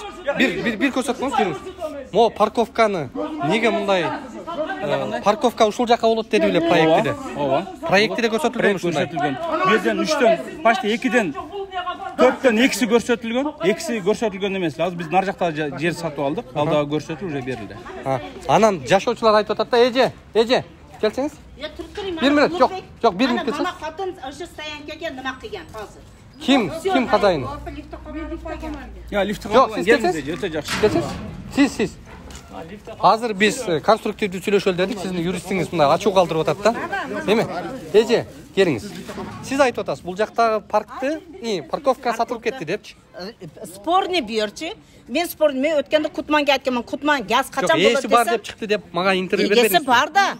Бар, бу жерде мына магазинни, домуну сатып алган адамга азыр бу үйдө нема кылыпты? У адам айтыпты, менин жерим у жер депти. Не болот? Парковка жер бар. Парковка чечилет бу. Проект иштелип атат уже. Чечилет. Чече берет булар. Чечилет или чечилди? Чечилет уже. Проект иштелип чыгып атат уже. Иншалла булар. Бул эже айтып атат да. Эми мындай. Эми сүйлөп береткенде баардык нерсе. Мен айтып атам, станкасы турат азыр ушундай. Берди эч ким кылган жок. Сатып алган болсо бирөө оформить этип бердиз го. Бул азыр бирөөнүн атында турат. Биз убактынча бергенбиз, азыр проект иштелип чыгарып атат. Неге бул үйдүн парковкасы болсо неге бирөөнүн атына өткөзүп койдуңуз? Кандай бирөөнүн атына? Бирөөнүн атына турат деп атпайсызбы? Ооба, убактылыкча турат. Чечилет ал. Неге берип койдуңуз? Айтып атам, убактылыкча турат азыр. Бул эртең бүрсүң чечилет бул. Мен ошону эле сурап атам. Ошону эле мен да сага так эле айтып атам. Бул чечилет стоянка болот деп атам. Болот бул стоянка. Парковка болот. Парковка болот. 100%. Жок. Иншалла 100% парковка болот. Потому что бул проектте көрсөтүлгөн чечилген нерсе. Түшүнүктүү. Азыр мен суроону бүтүп алайынчы, анан кийин азыр. Анан эми могу газ боюнча сиз убада бериптсиз. Ооба. Газ болот. Газ боюнча көрсөтүлгөн, эми газ боюнча да көрсөтүлгөн. Бул дагы азыр убактысы менен келатат. Азыр мына лифтти чечип алсак, газ дагы болот. Курулуш бүтүп калыптыр уже. Качан бүтөт? Газ дагы бүтөт аз күндө. Газ да урап коесузбу? Точно калганбыз, точно кылганбыз аны. Кантип кыласыздар? Аз күндө бул дагы болот азыр. Проект иштелип чыгып атат мында, бүтүп калган. Андан сырткары, могу астындагы подвалдар парковка болот деп айтылган да баягы буга чейинчи. Анан эмнеге азыр ал жак азыр парковканы бул жактан берип атабыз. Парковка болбойбу аста? Жок, пока парковка болбойт. Потому что бул жактан анан берип атабыз. наркы жактагы балдар ойночу аянтча. Ал жердин нар жагы сатылып атат деп атат да. Жок, жашоочулар айтты, эми биз сизге жеткизип атабыз ошону. Азыр мен деле сенен угуп таң калып атам. Сатылбайбы ал жак? Сатылабы, сатылбайбы? Жок, бөлгөн эмес эмес. Сатылабы, сатылбайбы? Жок, аяк сатылбайт, эч кандай эмес. Анан лифт боюнча эми лифтке келели. Лифттеги эми ичара сиздердин конфликтиңиздерге биз тиешебиз жок. Бирок бизге бул жерде башкы приоритет катары жашоочулардын коопсуздугу, экинчиси шарттары. Булар кадимкидей куруттай кылып сизге акчаны төлөп бериптир. Бирок бүгүнкү күнгө чейин лифт жок деп атат экенсиздер да. Анан эмнени айтасыз лифт боюнча? Лифт боюнча сен Улукбек ошол убакта келип тартып кеткениңде сен бир жактуу болуп тартып кеткенсиң. Бул балдар сага акча. Азыр токтоңуз, ошо сөзүңүзгө. Бир жактуу болбош үчүн мен сизге чалганмынбы? Мен бишектем деп айтып калдым. Мага микрофон сунайын, сиз даярсызбы десем эмне дегенсиз? Мен жетишпейм дедим. Эми мени бир жактуу деп айтпайлы коюңуз. Мен ошондо көрсөтүп бергенмин да сизди. Келе албайм. Мен буяктамын деген сөзүңүздү бергенмин да. Азыр эми Абиев Эмил ошол убакта эч кандай акча албадым деп атат. Сизге ошондо түшүндүрүп атат, туурабы? Бизге ошондой деп маалымат берди. Эч кандай акча алгадым, башка кылбадым деди. Өтүнүч, Кутман байке. Тиги юристиңизди кичине. Всё, хорошо. Алда уже этиканы сактап болуп кетти да. Потому что ошол убакта Эмилге берген акчалар эмнеге турат? Карасам, мына камераңда көрсөтүп коюш топо. Кел болсун. Бүт алган акчалар турат. Алган акчалар турат мынеке. Акырында берген $1000 да турат. Жалпы суммасы 95.200 өтүп атат буга. 4 лифтке $114.000 мен договор түзүп атабыз. Эмил деген. Ооба, Абиев Эмил мен. Абиевке. $95.000 өткөзүп бердиңизби? Ооба, $95.200 өткөзүп. Ал не кылып атат? Ал лифти курбай жүрөт ушул күнгө чейин. Лифт жокпу? Лифт жок. Койгон лифттер биздин договор боюнча койгон лифттер. Потому что 1 секунд сүйлөй алайын, анан сиз келе бересиз, жеке. Абиев Эмил менен түзгөн договор боюнча Вайти деген фирманыкын түзгөнбүз. Мынеке, дроп 1. Неме. Мынеке. Вайти Китай, Япония. Договор 2019 жылы 26-июнда договор түзүлүп атат. Бул бизге куруп бүтүрүп бериш керек эле. 2020 жылы Байке, бул всё хорошо. Юристиңизди айтып коюңузчу. Мынеке Улукбек. Эл менен ушул азыр бизге жолтоо болуп атат. Могу үнүм туура эмес жазылып атат байке. Келиңиз сен. Келиңиз мындай туруп алчы.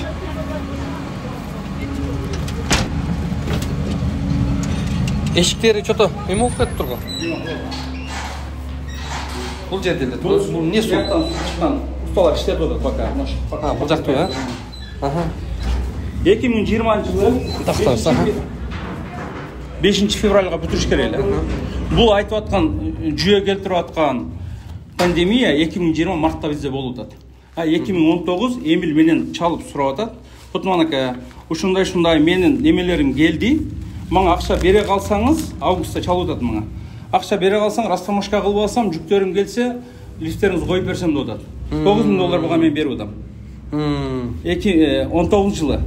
Буга чейин берген суммалар мынеке 29.000, 2800, 6600. 13 август күнү звонок кылып атат. 4 лифттин уже келди, растамашкага мага $10.000 деп атат. Мен $9.000 берип атам буга. $9.000 берип атам. Бул ушуну алгандан кийин мага бир дагы мындай жеткиликтүү нерсе кылып берген жок да. Келген лифттерин дагы көргөнүм жок, растамашкасын дагы көргөнүм жок. Келген жүктөрүн Бишкектен жүктөп атам деди, жүктөгөн жүктөрүн дагы көргөнүм жок.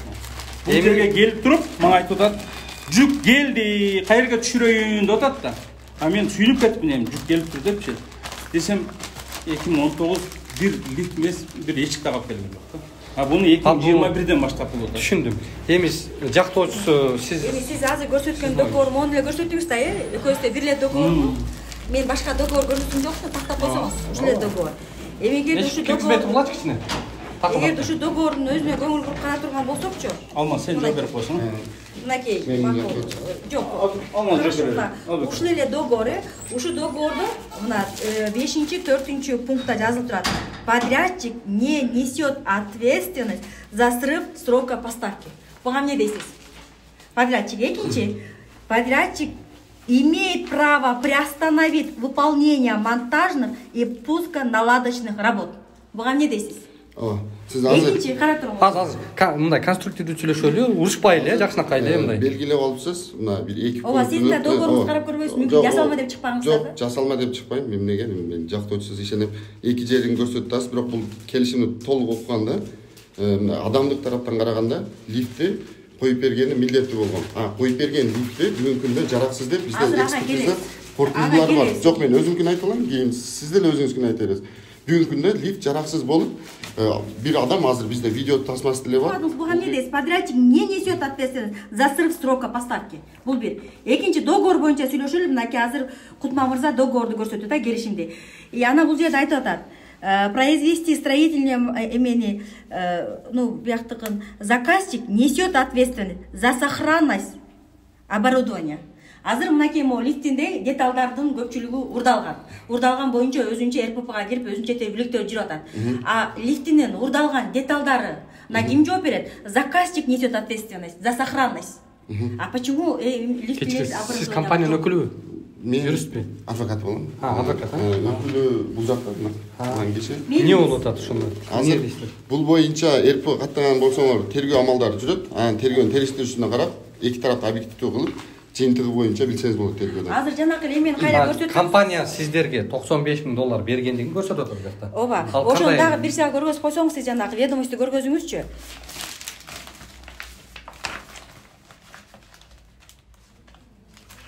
$95,000 жалпы чыгым болот атат. $95,000 жазып атасыз, 29,500 деп атасыз. 29,500 деген бул эмне колуна таза берип атасызбы же квартира берип атасызбы? Квартираны бердиңизби? Ооба, 2 квартира. Кайсы квартираны бердиңиз? Номер канча? 45-чи квартира. Анда 45-чи квартира, мынакей сиз мону жазып атасыз. Шамырзаев Кутман Абдилаевич Эмил менен келишимдин негизинде 2022-жылы 16 майга Курманжан Датка көчөсүндө 370 даректей көп кабаттуу үйдүн лифттерин бүтүрүп бериш үчүн сүйлөштүк. 2022-жылдын 16 майында эгерде бүтүрүп берсе, ушул дарек 11-этаж 45-батирди жана 8-этаж 807 батирди өз эрки менен өткөрүп берем деп жазып атасыз. А бул ведомость сиз качан берип атасыз? Ведомость кайсы күнү бердим деп койдурдуңуз? Бул 2019-жылы берилди. 2019-жылы 1-июнда берип атасыз. А сиз өткөрүп бере элек экенсиз, анда мында 2000 сиз деген өткөрүп бере элек экенсиз. Анда эмне себептен ведомостька $85,000 объявить алды деп калпайтып атасыз? Эмне деп калпайтып? Бул алган азыр квартираны жашап атасыз. Азыр квартираны Жок, квартираны жашап атат. Жок, сиз далилдеңизчи. Азыр деген 45-чи квартира мен госрегистрде текшердим. Токтосунов Аида өзүнө каттатып атат. Анда өзүнө катталган квартираны эмне себептен Абиев Эмил өзүнө өткөзүп алды деп атасыз? 45 мен 8 өткөзүп алды деген жок. Жок, бердим деп атпайсызбы? Жок, мен квартираны бердим. Бул сатып, наличка кылып сатып алып, акчасын иштетип атат. Жок, сиз өзүңүз оформить этип атпайбы квартира? Квартира өзүңүз намыста болсо, кантип ана бердим деп атасыз? Кандай мен бердим деп айтам?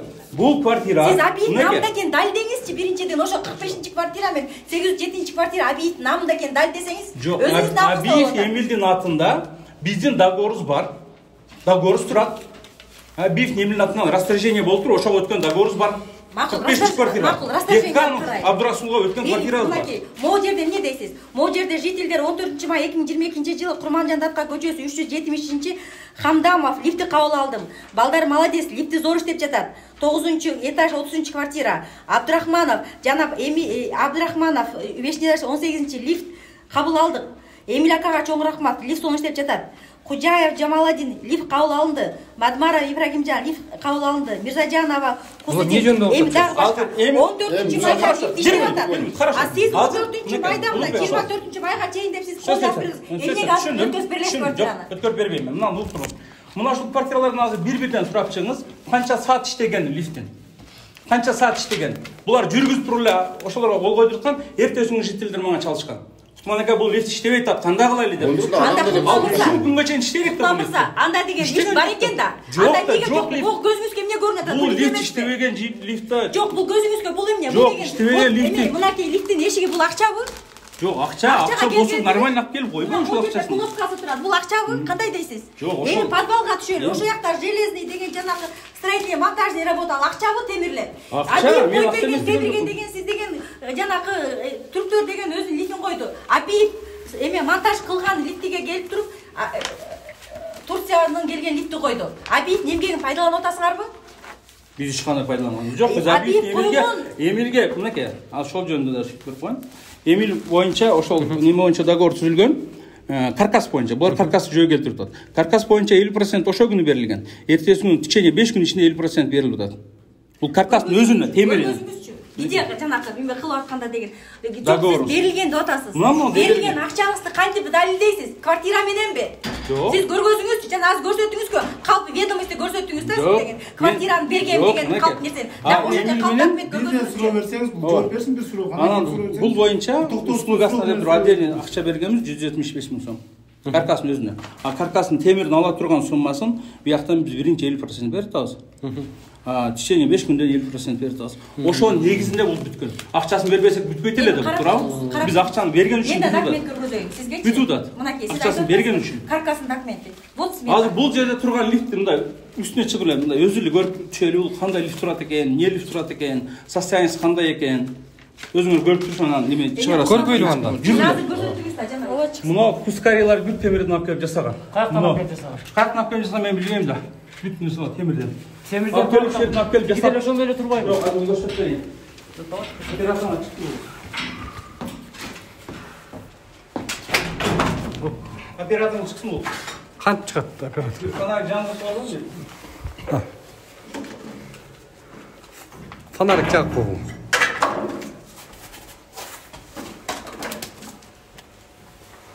Мынеке булар айтып аткан мотордун объемун карайын. Бул не деген мотор экен биз билбейбиз. 1 тонна мотор. Биз моторду мындай мотор заказ кылган эмеспиз да. Вайти совместный Китай и Япония. Ушундай лифт заказ кылганбыз. Бунун моторлорун кара. Бүт бу өзүң эле көрүп турасың да мынеке. Жаңы лифтпи? Айта аласыңбы? Токтоп тур мен. Жок, 1 мүнөт мен сүйлөп коеюн. Мунаны карасаң, бүт нерселер. Мына кускари. Бүт темирлердин аркылуу сырап коюп. Кускари эмне? Кускари эмне бул? Ар жактан темирлерди. Мына деталдарын көр. Сендан да бир башка эле бир фирма алып турат. Бул мына каяктын мотор деп сурасаңар, каяктын мотору бар. Американский мотор. Американский. Отис деген эң высший заводтуу фирманын мотору мына. Эмакомдон чыгып келген мотор. 10 миң Эмакомдон чыгып, май чыгып жаткан жерден айтып. Сиз ошону далилдесеңиз, жүттөрдүн сөзүнө ишенбейм. Сиз далилдеген ошол. Бул карап турам. Мына сендан деген бул каяктыкы мына. Жазып турат. Жок, каяктык ушул. Сиз айтыңызчы. Жок, мен билбейм да сенен сурап коеюн. Сиз да бул хозяин. Мен хозяин эмесмин. Сен айтпайсызбы? Лифт сеники болуп атпайбы? Муну айттың азыр. Жок, мен американскийден көрбөйсүз. Мен билбейм да каяктыкы. Мына каяктыкы, бул каяктыкы айтып берчи мага. Аны эксперт менен далилдең да сиз. Далилдеп койгонбуз биз. Далилдесеңиз мындай объяснить өзүң кошо алып келип туруп далилдетпейсизби? Всё. Мына азыр турецкий лифт бул. Өзүңөр көрүп тургандай. Булар 20-11 өткөрүп берип атат. Мындай неме болуп. Неме өткөрүлөт. Бир да темир сварка болгон жок. Бүт барды заводской. Бул жагында ачып көрсөтүп берем баласына. Бул күн иштеп аткан лифт экен. Турецкий. Моторунан баштап кабина иштеринен бир сварка иштетишкен жок. Бүт заводской алып келип, упаковканы алып чыгып коюп беришти. Бирок ошондо да мен сумманы 200% берген жок да. Буларга болгон 30-40% берип, ушуну алып келип коюлуп атам жителерге. А мен Абиев Эмирге 200% берип койдум. 95-200 доллар берип койдум буларга. 95-200 доллар берсем, хотя бы 2 лифти коюп бергиле деп мен. Айына чейин барып жалдырап жүрөм атасына. Коюп беришпейт атта, коюша албайт. Булар каякта мына эмелер чолуп келип алышат. Кускари темирлер. Кутман мырза, айтыңызчы, сиз азыр могу эмени көрсөттүңүз да, Абиевдин койгон эмесинчи, моторун, компьютерин көрсөттүңүз. Могу жерге эле келип алсаңыздар. Көрсөттүңүз. Кандай дейсиз? Бул деген мотор, компьютер, темир, сиз айтып аткандай жасалма темир болсо да, бул акчабы же акчага келдиби? Кандай дейсиз? Бекер келип эле мындай туруп калдыбы? Койчу кандай болбосун? Акчабы? Мен заказ кылган мындай эмес да. Жок, сиз заказ мен берген акча 95-200 болуп атат. Сиз деген заказ 95-200ге хотя бы 29 миңден сүйлөшкөндө да 56 миң. 56 миңден 200% өтүп атат. 200%ге хотя бы 2 лифт коюп берсинчи мага деп жалдырып атам. А 2 лифти ham коюп берип жатпайбы? А коюп берген лифтин көрүп атасыз, ошо жүрбөйт, иштегенси жок. Мен ал вопросту кылдым, жүрбөй аткан жөнүндө макул жүрбөй атат, туура. Вайти деген фирманын заказ бергенбиз. Жок ошол күндө. Жок, азыр бул эме. Ал Вайтинин бир болту да жок. Бул акчабы? Бир нерсе да келген жок. Жок, бул акчабы? Акча болсо чогулуп кетсин. Акчабы? Чогулуп кетсин. Анда жүрүңүз, а чогулуп кетсе сиз биз могу ишти кылганга чогултканга макулсуз, көргөзөй, подвалга чөйүлү азыр. Ошореки Кытайдан келген лифт коюлуш керек болчу. Ошо коюлбай калды деп туруп анан ошо коюлбай Вайт деген кытайский лифт коюлбай, кыргыз лифти коюлуп калса, ушу кылмышпы? Мына болгону эле булардын ою, айткан сөзү, жүйөсү бизге White Кытай компаниясы. Макул, эгерде 2020 жыл 10 февралга чейин бүтүш керек деп атат. Бирок 2020 жыл деген карантин болбоду, пандемиячы. Эми ошол пандемия учурунда Кытайда лифт келбей калса, бирок деген кыргыз лифин кыргыз бала койсо, ушу кылмышпы? Ушул нерсе аябай таң калыштуу да. Болгон эле булардын айткан сөзү кытайский лифт коюш керек болчу, кытайский лифт коюш керек болчу. А эмнеге кыргыз лифт өнүксүн? Кыргыз бала лифт коюптур деген нерсе эмнеге биз өзүбүздүн өндүрүшүбүздү мындай ойлонбошубуз керек да. Абиевдин креативдүү идеясы бар. Креативдүү экономикага салым кошо турган Абиев Эмилге эмне себептен кылмыш козголуш керек? Жөнөкөй кылмыш эмес, ири өлчөмдөгү сумма абдан оор кылмыш козголуп атат да. Не болду эле сиздин жагдай? Аты жөнүңүз ким? Мен Шарипа. Фамилия эмет эми. Мейли айтып белеңиз. Не болгон жагдай?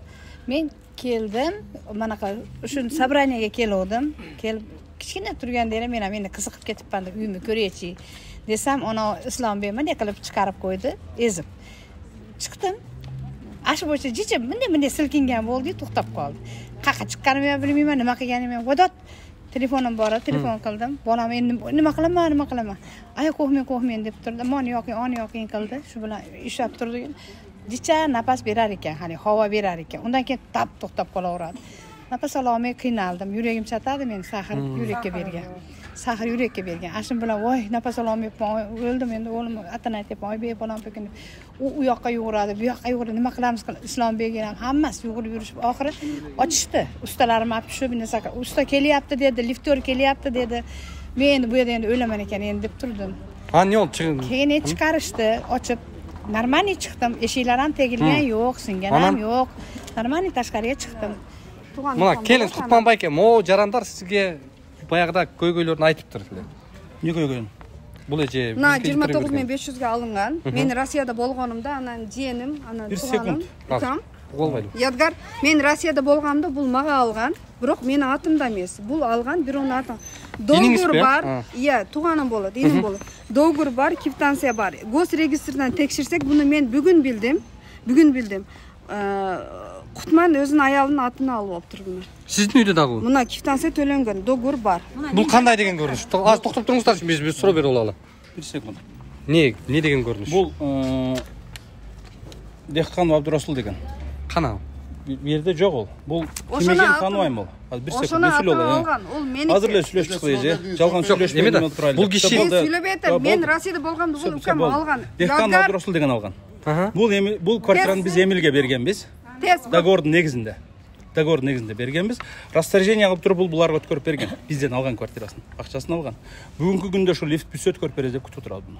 Төлөгөн акчасын өздөрүнөн сурасаңыз, кимге төлөптүр, кимге бериптир? Компанияга төлөдү? Компанияга төлөгөн. 1 сом алып келген жок компанияга. 1 сом компания алып келген жок.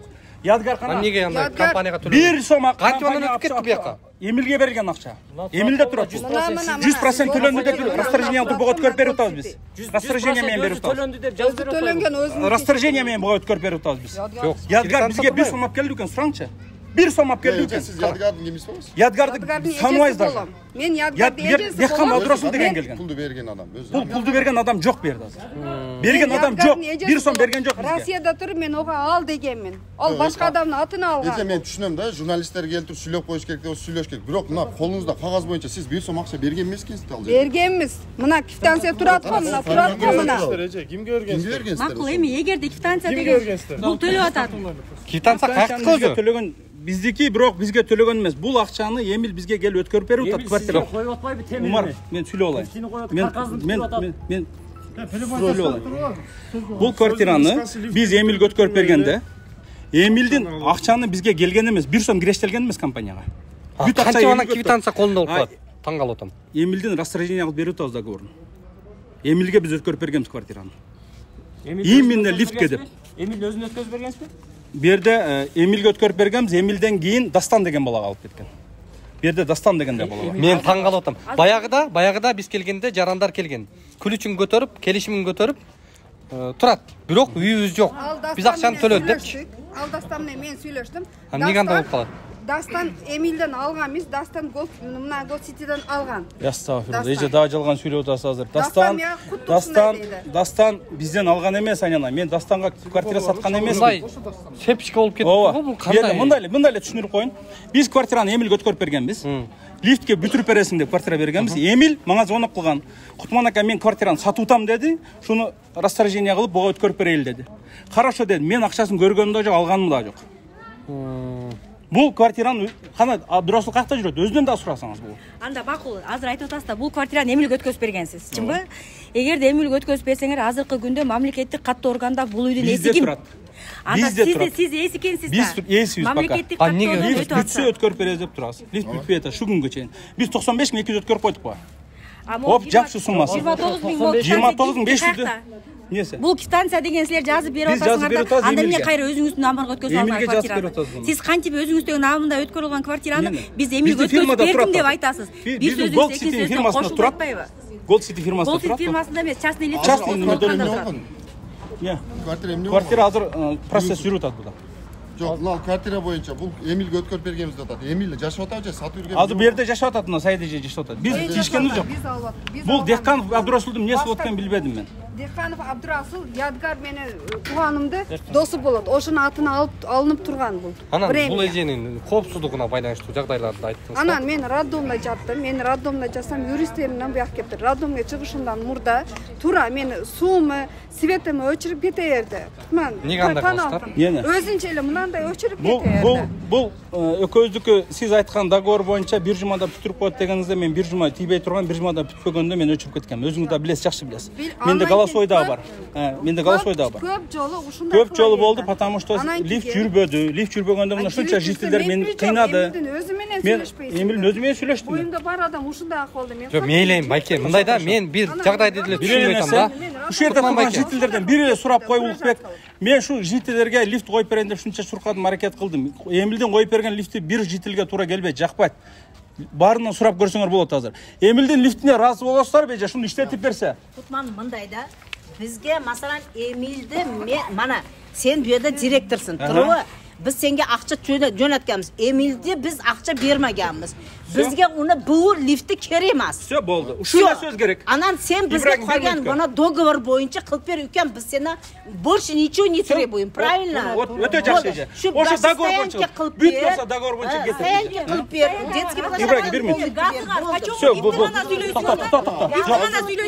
боюнча келди. Эмнеге газ жок? А эмнеге автопаркинг сатып салдың? Эмнеге автопарк сатылган жок. Автопарк турат. Ана о жерде деген пожарный каяктан келет? Эмнеге пожарныйды калтырып Ошода бир суроо. Ана киши ким? Неге мени эжемен капа кылат? Ошо киши ким? Не, кимдин өкүлү? Биз сизде эми кой, келиң бу жака. Келиң бу жака. Келиң бу жака, келиң. Келиң. Келиң. Жок, келиң бу жака. Келиң сүйлөшөлү. Келиң бу жака. Болду, өктөн керек жок. Келиң. Келиң. Неге мына эжемди сиз капа кыласыз? Неге сөкөсүң? Мына эжем жашап атат бул. Неге капа кыласыз? Мен жителме, сен көчөдө жашайсың. Неге капа кыласыз? Неге капа кыласыз? Не бул? Жакшы эле негизи. Мен болгондой. Боюнча сүйлөп берем. Болгондой. Ана запистер бар. Лифт боюнча. Жок, юристмин. Ким кайсы? Бул байкени кеттеп койгузам, башка чыгарат азыр. Biz bu жерде жашап атабыз бул жерде. Жок, мен эмне отчет бериш. Сиз байке, неге каба кыласыз мени эжемди сиз? Жок, мен жашап атат бул жерде. Мен дагы бир жолу айталайм. Мен дагы ушул жерде жашап атам. Бошто жашап атам. Бошто жашабамсың. Эмне каба кыласыз? Кто он такой? Кто он такой? Бул не мас бул кандай? Ибрагим, бир мүнөткө. Ибрагим, бир мүнөт. Нени сүйлөш керек? Айтайын. Эмилдин лифтин силер кабыл алыпсыңар, иштеп атат деп. Ошо кол коюп берипсиңар. Биз иштеп атат деп кабыл алганбыз, бирок бөгүү лифт. Бөгүү лифт. İştebeyt, жарабайт, туурабы? Всё, болду. Жүрүңүз эми. Өзүң сындырган жарабайт деп Кутман аке. Сизди сындырган деген сөз неге айтылып атат? Азыр мен онда түшүнүп берем сизге. Алмасканы? Караңын, оператор биз. Камераны талкалап алгыла. Алмаз. Батпайбыз. Тийиз кишкесин. Алмаз өкөзүлө басса керек. Биз кийинчиде канчага чыгасыңар? Эмеге? 12. Aka, Мына түрктердің қойған лифтісі мынаңыз hem kesilip тұрады. Бұл мына hem. 100% көрсетіп берем. Бұл ана кесілген мына. Ана қарам. Ана кесіліп тұрады. Іштеп отады. Бұл hem іштеген. Бұл да іштеген. Нарқы hem іштеген. Кеше сіз келіп тұрып ремені қылтырдыңыз түрктерге. Қайсы ремен? Нарқының. Ненің? Нарқы лифтінен. Зындарын үздіртіп қойдыңыз. Бұл фактылар бар әке. Көрсетіп берем маңа. Көрсетіп берем сізге. Сізге көрсетіп берем. Бұл жердің неге мұндай? Нені? Бұл лифт бойынша мен Бұл жерде eski үй. Көрсетіп мен үстіге шыққын көрсетіп берем оша. Eski екенін көрсетіп берем. Жаңы деп мақтаған лифтіңіз көрсетіп берем. İşte отабы? Нарқы hem іштеп İşte отабы? Нарқы жақсы талапқа жауап бере тұрған қылған емессіз өзіңіз. Чекелерін жапқан емессіз. Жоқ, чекелерін жапқан емессіз. Эксплуатация болексіз іште түргенсіз лифтін. Ана қара ешігін тепіп сындырып қойытасыз. 11-ші этаждан 1-ші этажға шейін тепіп сындырып түсіп отасыз әке. Ошонда біз адамгерчилик қылғанбыз. Мойныңызға алғансыз әке. Записьлерім бар мен полный. Мойныңызға алған сындырғаныңызды. Siz sındırdınız böyle Ake. Ya. Hazır anda düşünüp verelim.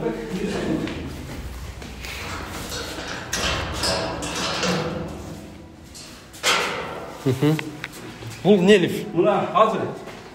Түріктер қойған лифт яқта тұрады. Ұлықбек. Hazır неме қойып берген лифт бияғында тұрады. Hazır ем ұшыл нәрсені қойған лифт. Мына ол деле. Мына қарап тұрасың. Мына. Бұл деле бұл тұрады. Шығасың көрем. Оператор шығады. Мына деле бұл тұрады. Бұл іште мына краска. Бұл деле жаң емес. Мына мен кеше немелерге де қайтып, қош неме телеканалардан көрсетіп бердім еле. Мыналарды бүт барды мына ушул жерден алып чогултуп атышат. Мына көрдүңүз, мынаны сиз сындыргансыз. Азыр сүйлөп алган жол бергиле эми. Камера турат, көрүп аласың. Камера кийип койдуңуз. Өкүлүсүңөр буга чейин туруп турган чыгардар. Өзүңдү айтып алсың азыр. Эки тараптуу объектив карасын деп келиштирип. Көрүп алдым. Мынакей. Бүт кускари темирлердин акчасы аркылуу берип атат мага. Мыналарды өздөрү краскалап атат. Мына баллончиги да турат даже.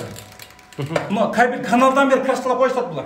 Мага бул Жалалабадта турган буу мотор экен. Жалалабадта турган бул мотор экен. Бунун мына турасы да талапка жооп бербейт. Тура келбейт деди. Кандай болуш керек? Бүт кускари. Бул кандай болуш керек? Бул өзүнө жооп бербейт да. Бул 8 деп коет, бул 10 деп коет.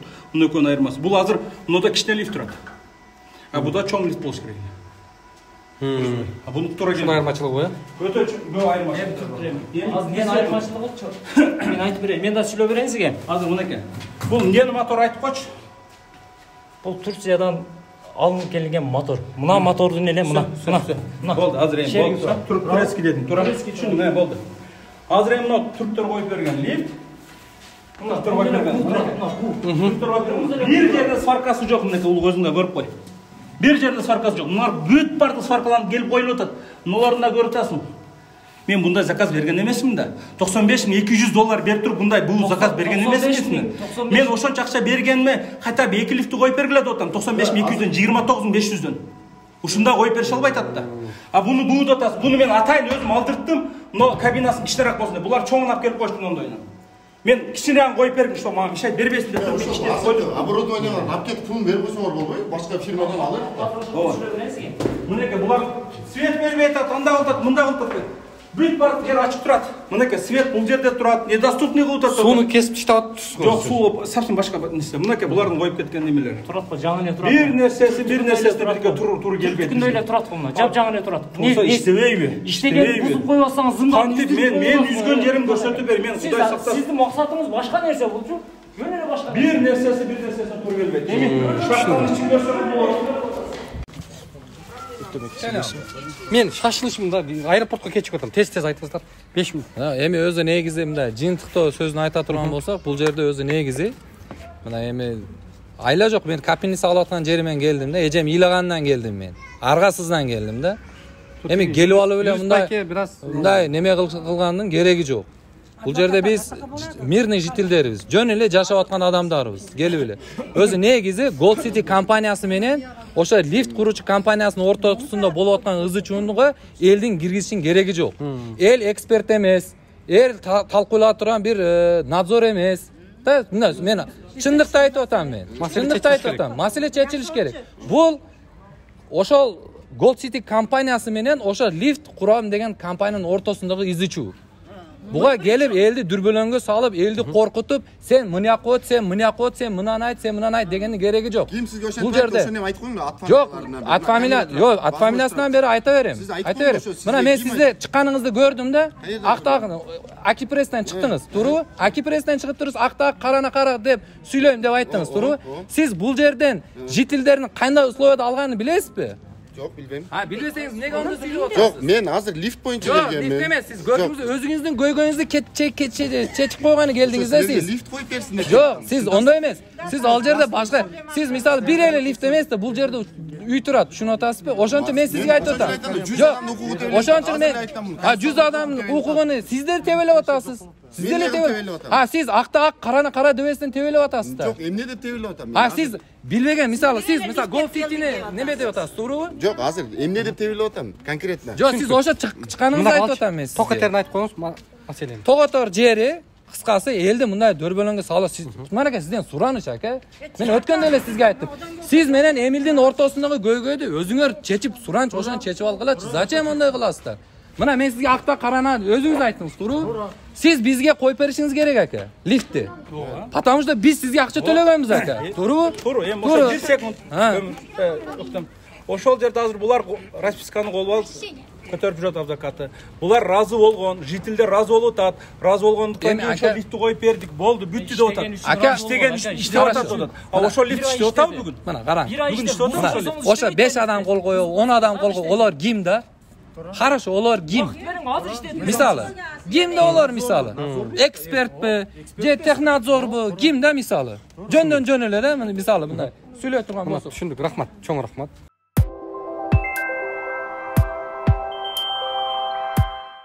Же үйдөн жок, же мындай шарттан жок болуп абдан эзилип бүтүшүптүр. Анан азыр дал ушул жерге ушул лифт коюп аткан компаниянын өкүлдөрүн дагы чакырыптыр. Дал ошол эки компания менен ортодогу тиреш эмнеде? Лифт койгондор менен ушул көп кабаттуу үйдү куруп аткандардын ортосунда жаралып жаткан чырдын өзөгү каякта? Эмнеге андай болуп жашоочуларга бир көйгөй жаралып атат? Ошол жөнүндө азыр биз суроо салалы. Айтылып аткан Абиев Эмилдин адвокаты болом да. Абиев Эмилге азыркы күндө алдамчылык фактысы боюнча ири өлчөмдөгү сумманы өзүнө ыйгарып алуу беренеси менен алдамчылык фактысы боюнча Абиев Эмилге кылмыш иши козголуп, азыр тергөө аракеттери жүрүп атат. Эми бул жөн эле сөз, бир дагы тергөө аракет дагы эле жүрө элек да. Мына 3 февралда ал деген кармалып атат. Андан бери азыркы күнгө чейин бир дагы тергөө аракет жок. Эми азыркы күндө эми кылмыш куугунтугунда азыр Абиев Эмил. Эми мен азыр деген модонго келип аябай эмнеге кылмыш куугунтугунда? Алдамчылык фактысы. Ири өлчөмдөгү сумманы өзүнө ыйгарып алуу фактысы боюнча. Лифт койгон? Лифт койгон Абиев Эмил менен ошондой болгон берене коюлган да, кылмыш жаза кодекси. Бирок азыр мен могу нерсеге аябай таң калып атам да. Азыр мына элдердин сөзүн мен да уктум да. Анан Абиев Эмилге деген кылмыш алдамчылык фактысы козголуп атат. А бирок ошо Шамурзаев Кутманга мына чыныгы алдамчы фактысын козгой турган, кылмыш куугунтук кыла турган Шамурзаев Кутман экен да. Биринчиден элдер деген мына газ коюп берем деп айтыптыр элдергечи. Дого келишимде силерге газ коюп берем деп айтып атат. А бирок проектисинде газ үйгө кирген эмес экен. Тех условия газга жок. Эми бул үйгө 12 этажга тех условия газ коюш билбейм буга кандай коюлат. Бул мынакей жолду караңыз. 5 метр жол ар жакта. Эми ушул жолго кайсы пожарный келет дагы кантип газ коюп кандай кылат? Элди алдадыбы? Газ коюп берем, силер деген квадрат метр 600 бергилет. Бул бир алдамчылык. Элдин ишеним ичине кирди. Кирип бул бир. Экинчиден мына паркингди айтып атышат азырчы. Моякта деген подвалдагы технический подвал, Эми подвал бул технический подвалбы же автопаркинг билбейм. Эми ошону деген автопаркинг болсо керек. Эми ошону сатты дейт. Эми технический подвал кантип сатылат да? Аны деген ким уруксат берди? Кантип сатып ал келишими түзүлдү? Же ошо сатып алган адамдарды да алдадыбы? Биякты деген силер соода коммерческий кылсаңар болот подвалга деп. Деги эле мүмкүн нерсе эмес да, булчу норма менен. Бирок ошентип алдап атат, эмнеге Шамурзаев Кутман алдаса боло берет экен да? Эми моякта мен азыр так суроо берейин. Лифт коюп аткан компаниянын өкүлү Эмил деген киши болуп атат. Ага эмнеге кылмыш иши козголду? Жөндөн жөн козголуп ошо азыр ошону айтып келатам да, ошону айтып атам, мындай бирок таң калган нерсем айтып атам да, мындай Шамурзаевка деген козголбой эле анан Абиевке ушундай ийир өлчөмдөгү сумманы өзүнө ыйгарып алды деген берене менен козголот. Кайсы ийир өлчөмдөгү сумма? Эмичи? Биринчи булар эмне кылып атат да? Негизи келишим түзүп атат. Gold City бул үйдүн застройщик Шамурзаев Кутман менен жана Абиев Эмил, Акунбек Асан лифт компаниясы экөөнүн ортосунда келишим түзүп атат. Келишимдин негизинде ал деген лифтти коюп бериш керек болгон Акунбек Асан, Абиев Эмил. Жана анан лифт коюп берип, Gold City компаниясы лифттин акчасын толук төлөп бериш керек болгон да. Бирок 2019-жылы деген келишим түзүп атат. 2019-жылы келишим түзгөндө, менде келишим түзүп атат да, менде бар документтерим бар да. Келишим түзгөндөн кийин Абиев Эмил эмне кылып атат? Акунбек Асан компаниясычы. Кандай иш аракетти кылып атат да? Мындай сатуу Кытайдан лифт сатып алып атат. Мындай келишим бар.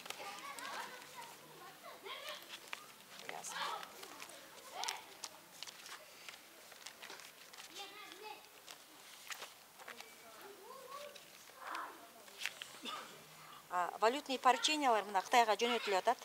Азыр муну өзүм чалып турайын. Биринчи Абиев эмне кылып атат? Абиев рабочий проект түзүп атат лифтиге. Бул бир. Абиев ким болуп атат? Абиев Эмил ошо жана лифти койгон бала. Лифти коюп түшүнгөндөн кийин мынакей главный директор Абиев Улукбек и главный инженер проекта Абиев Эмилбек. Лифтиге проект түздү. Түзгөндөн кийин эмне кылып атат? Проекттин негизинде мынакей ошо келишимде жазылган боюнча 27 ноябрь 2019-жылы Кытайга сатып алуу келишим түзүп атат Кытай менен. Ошо эле лифти мынакей лифти сатып алгандыгы жөнүндө келишим. Бул Кытай компаниясы мененчи. Андан кийин Кытай сатып алгандан кийин валютный поручение жөнөтүп атат Кытайга акча. 17 декабрда, 27 декабрда, 1 июнда валюта жөнөтүп атат Кытайга лифт сатып алыш үчүн. Эми бул жерде деген Абиев деген кантип алдады? Келишим турат биринчи. Экинчиден Кытайдан лифт сатып алуу договору турат. Үчүнчүдөн валютный поручение кетип атат Кытайга. Бирок 2019-жылы деген жанакы пандемия болуп калды дагы, карантин болуп, эмне болду? Бардык деген экспорт, импорт бар жабылды да. Жол жабылды. Жол жабылгандан кийин кантип Абиев Кытайдан лифт алып келет? Ал эмне асмандан учуп алып келеби? Бирок Абиев айтып атат, түшүндүрүп атат Шамурзаевка. Азыр жол жабык. Форс-мажор договорда келишимде турат. Эгерде жол жабылып кала турган болсо, анда деген жоопкерчиликтен бошотула тургандыгычы. Бирок ал Шамурзаев айтып атат, сен деген эмне эчтеке билбейм. Сен давай лифтти койгун деп атат. Кандай коесуң мен билбейм. Сен түздүңбү койгун. Койбосоң деп баякы дагы өзүнүн методуна салып Абиев Эмилди коркутуп атат. Азыр элдер айтып атат го, бизди коркутуп атат, бизди мындай кылып атат деп айтып атышпайбы? Азыр арыз жазба деп атат. Бардыктан коркунучта экен да бул. Ошондой сыяктуу эле менин коргоомдогу Абиев Эмилди да коркута баштайт да. Сен лифтти коесуң деп. Абиев Эмил эмне кылат? Абиев Эмил деген ошо Кытайдан лифтти алып келе албай, жана жол жабык болуп калгандан кийин ал лифттин деталдарын сатып алат. Бишкектен эле. Кыргызстандан сатып алат дагы, анан ошо сатып алган лифттин деталдарын бардыгын тең чогултат дагы лифтти жүргүзөт. Бул эмне деген геройлук улук. Эгерде мисалы бул эте чоң кесипкөй дегенди билдирет да. Ар кайсы деталдарды чогултуп туруп лифтти жүргүзүп коюп атат.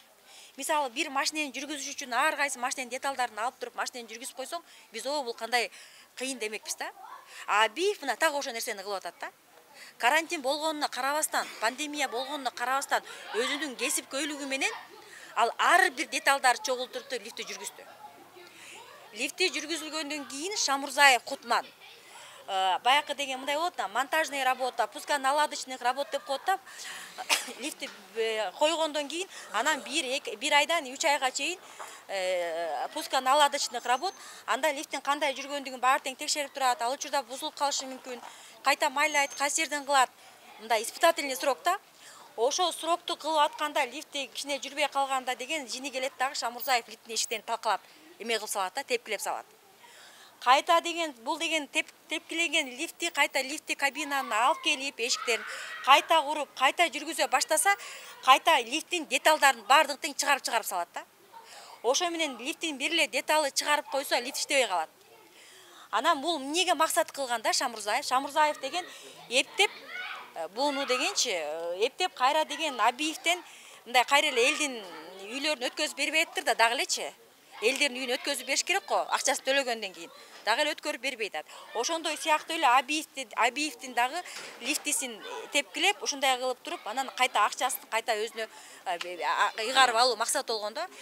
Эми айыптоодо $95,700,000 ыйгарып алды Абиев Эмил деп айтып атат да.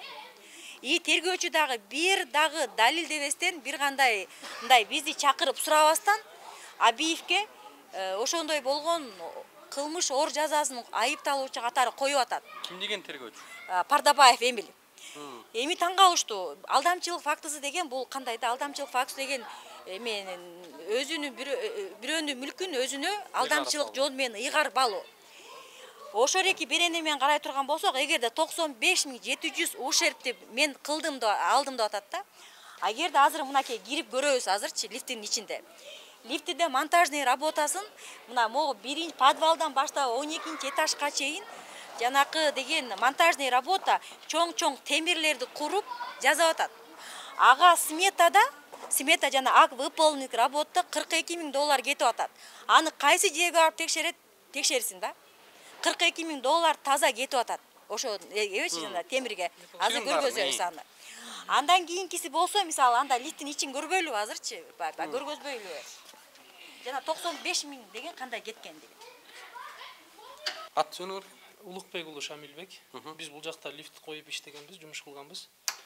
Бул жакта бул металлоконструкция, лифтке чейин коюлуучу бул эми кирпичке лифт катпайт да. Мына уголоктор 100-дүк, 110-дүк булар баары коюлган. Мына прямкадан бул почти 13 этажда, 13 этаж. 13 этаж бул 4 шахтага, 4 лифтке буларды биз койгонбуз бардыгын. Ушул жерде иштеп. Темирлердиби? Темирлерди. Бул лифт ушулга катат. Бетон шахта эмес болгон үчүн металлоконструкция болгон. Ушул өзү 4 шахтага коюлган. Бул отдельно лифттенчи. Ушу азыр $42,000 кетти деп аткан ушул темирлер. 4 шахта курулуп атат да, буданчы. 4төнү биз коюп атабыз. Мына бул жагы 1,5 метр глубинасычы. Ушул бул этаждын эң жогорку этажга чейин коюлуп атат, ар бир этажгачы. 4 шахта. Бул бирөө бул жакта бирөө аркы подъездде да бар. Ушундай болуп, э? Ушундай болуп. Буну жокко чыгарып атат. Бул эчтеке жок депчи азыр. Мындай бар нерсени жок деп эчтеке коюлбады деп атат да. Чөл акчаны чөнтөгүнө салып алды деп атат. Бирок бул турат мынакей. Баары кеткен каражаттар. Кеткен каражаттар. Ушул лифтиничи мына балдар деген эмне кылды? Сыз жерге жатып, өздөрү айткандай коробкага жатышып, мына ушуну койду. Эми темирдин калыңдыгын карасаң, бул эмне деген көп акча да? Ушу лифтин темири 4 лифтке коюлуп атат. $42,000. Эгерде тергөөчү айыптоо коёрдун алдында, ири суммада алдамчылык фактысын коёрдун алдында, мисалы бизди чакырып койсо, биз ак выполненный работу көргөзөт белек? Көргөзмөкпүз. Кароо жүргүзгөндө көргөзөт белек? Көргөзмөкпүз. Сметаны көрсөтөт белек? Көргөзмөкпүз да. Бул бүт бардыгы тең Абиев Эмил деген өзүнө ыйгарып алды дейт. Кайсыда ыйгарып алды? Өзүнүн үйүндө турабы бул темир? Ошол сиздердин аргумент бул болуп атат да ошондой. Биздики ушерп каяктагы деген өзүнө ыйгарып алды атпай, өзүнө ыйгарып албай бул Абиевдин үйүндө турган жок бул темирлер. Бул деген Курманжан датка 307-де турат. Кантип ал өзүнө ыйгарып алды? Биякта турса, ушу менен лифт иштетип атса, ушу эки Абиев койгон темирге түрктөр койгон лифт иштеп атса, ана кантип Абиев ыйгарып алды мунучу? $42,000 таза бүт текшерип алса, кандай кылды деп текшерсе дагы, аябай биз сүйүнөбүз да текшере турган болсо, бул бир $42,000 эмеси. Эми жанакы лифттин өзүн эме көрөбүз да, мисалы, лифтке кандай расход кетти. 12 штук кнопка коюлду мына морике. Бир кнопкасы $200. Бул дегенчи ичине бул өзү бул да акча да, бул нерсе дагычы. Эми бул деген эмне болду? Андан кийин лифтиңди айтып берсең, эмелеринчи өзү деталдарды. Бул направляющий лифт ушун менен жүрөт. Бул противовес. Эми бул азыр ылдыйкы жагда. Бул мына бул башынан аягына чейин коюлган. Противовес бул противовес направляющийси, бул кабина жүрө турган направляющий. Мына тростор. Бул тростор мына жогору жакта тартып койсоңуздар. Буларда азыр эчтеке коюлган жок деп атат да. Биз бул жакта иштегенбиз, койгонбуз, түнү күнү иштепчи. Элдерге жүргүзүп берели деп иштегенбиз. Жана кабинаны Лифти сиздер коюп, лифти биз койгонбуз. Эме кылган экенсиздер да? Ооба, бул жакта элдерге тезирээк өтүрүп бергиле, каранчы болуп калган учурда өзүбүз лифттерди законный эле бир заводдон эле чыгарган лифттердин детальдарын чогултуп, эл койгон бул мына лифт турат бул жакта түрктөр койгон. Алардыкынан биздикинин айырмасы жок. Алардан жакшы болсо жакшы, бирок сапатсыз лифт эмес да. Куду ушундай эле лифт коюлган, ошол эле детальдар чогултулуп коюлган да. Кытайдан деле, Турциядан деле ошондой эле лифттер келет өзүчө. Айырмасы жок. Аны чогултуш керек да. Ошентип эле коюлган лифт. Анан буну жокко чыгарып, азыр чөнтөккө акчаны салып алып, качып мындай эчтеке койбой койду деп айтып атат да. Эми мисалы кандай болгон болсо, буларды кандай кылып жок көрүнүп турбайбы? Бар нерсе бар, элдер деле көргөн, тергөөчү бияка келип текшерүү да жүргүзгөн эмес, бизди суракка дагы чакырган эмес. Ошондой жумуштар болду беле, силер эмне жумуш кылдыңар? Бизде эч кандай бир чакыруу да болгон жок да бизгечи. Жөн эле апарып бир күндө камап койду да. Эчтеке жумуш кылган жок, акчаны өздөштүрүп алды деп туруп. Эми жанакы 95 000 долларды атпай, вот это кабина акча да бул. Бул 500 доллар кабиначы. Могу эшик кабина эмес да, эки кабинада көргөзөбүз. Эшик өзү 500 доллар. Бирок эшиктин ичинде механизм бар да. Мындай эшикти ачып жаап турган. Ал механизм, эшиктин ичиндеги механизм 1200 доллар. Кабина өзү 3500 доллар да. Анан реле деп коет экен, техбезопасность. Ал болсо 5000 доллар. Каркас, буфер 500 доллар. Анан тормозная система деп коет экен, ал болсо 1000 доллар. И ошондой эле эме кабелди эткен, ал 1500 доллар. Трос 2000 доллар. Противовес жана айтып кеткендей, ал 2000 доллар. Коуч трос деп коет экен, ал 1000 доллар. Мотор, азыр моторду бар көрөлү. Жүрүсүнө лифтке чыгалы дагы үстүнө чыгып. Азыр ошондо сиздерде эмне үчүн моундай эки компания тирешип, ортодо эл кыйналышы керек да? Биз бул лифти жүргүзүп берели элге, өткөзүп берели, коопсуздук жагында карап өткөзүп берели, паспорттарын бардыгын как положено кандай көрсөтүлдү ошондой кылып өткөзүп берели дегенге ага дагы мүмкүнчүлүк берген жок. Бизге берген, мисалы квартира бердим деп атат, аны дагы өткөзүп берген жок. Аны кайра өздөштүрүп, эми ал акча бербештин айласын кылып атат да. Азыр эми бул лифтиң алып кет деп атат эмичи. Мынакей. Жана 95 000ге ушерте көрсөтүп аткан бул лифти мотору да. Мотор бул болсо 8000 долларга келген. Эми бул акчада тиякта компьютери турат. Ал 3500 долларга келген да. Мына мунун бардыгы тең эле расход. Эгерде расходту баарын эсептеп көргөндө, азыр мунуку 46700 доллар кеткен бир лифтке. 46700 доллар кетип атат да. Мындайча айтканда, эми деген ошондо ар бир расходтун кылып көргөндө, психилер болсо айтып атат 95 000 ушерп кетти деп атат. Ушерптү кантип эсептеди белгисиз да. Анан мындай да, негизи мыйзамда мындай деп жазылган да, эгерде жарандык процессуалдык кодекстин өзүндө жазылып турат да. Эгерде жарандардын ортосунда жарандык милдеттеме бар болсо, камалууга тийиш эмес деп турат. Азыркы учурда Абиевдин ортосунда жана Шамурзаевдин ортосунда жарандык милдеттеме бар да. Абиев өзү лифти иштетип бериш керек, Шамурзаев акчаны колуна бериш керек да. Шамурзаев акчаны кандай кылып берип атат? 114 000 долларга сүйлөштүбү? Эмнеге 95 000 доллар берип атат? Макул, эми ал дагы эме кылып атат. Азыр дагы деген эсептеп келгенде Шамурзаев Абиевге акча карыз да. Бири-биринин экөөнүн ортосунда мындай жарандык милдеттемени аткарата, экөө тең аткарган жок биринин экөөнүн ортосундачы.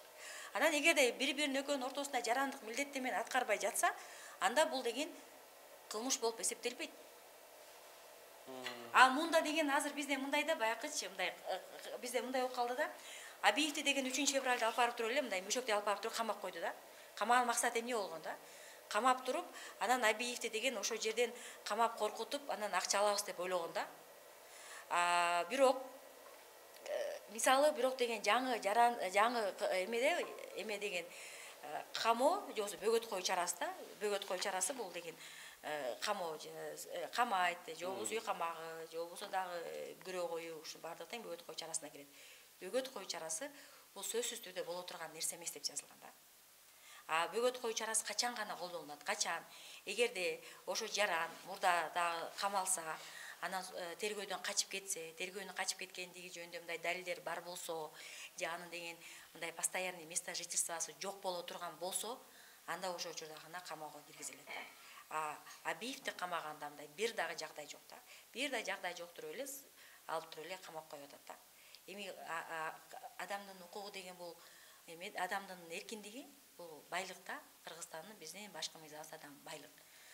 Анан эркиндигин алып туруп эле, алып барып туруп эле аны деген мына СИЗОго камады.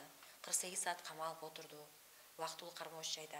Андан кийин 10 күн СИЗОдо отурду. Эми 15 күн отурду, 15 күн СИЗОдо отурду да. Жөн эле камалып атат да.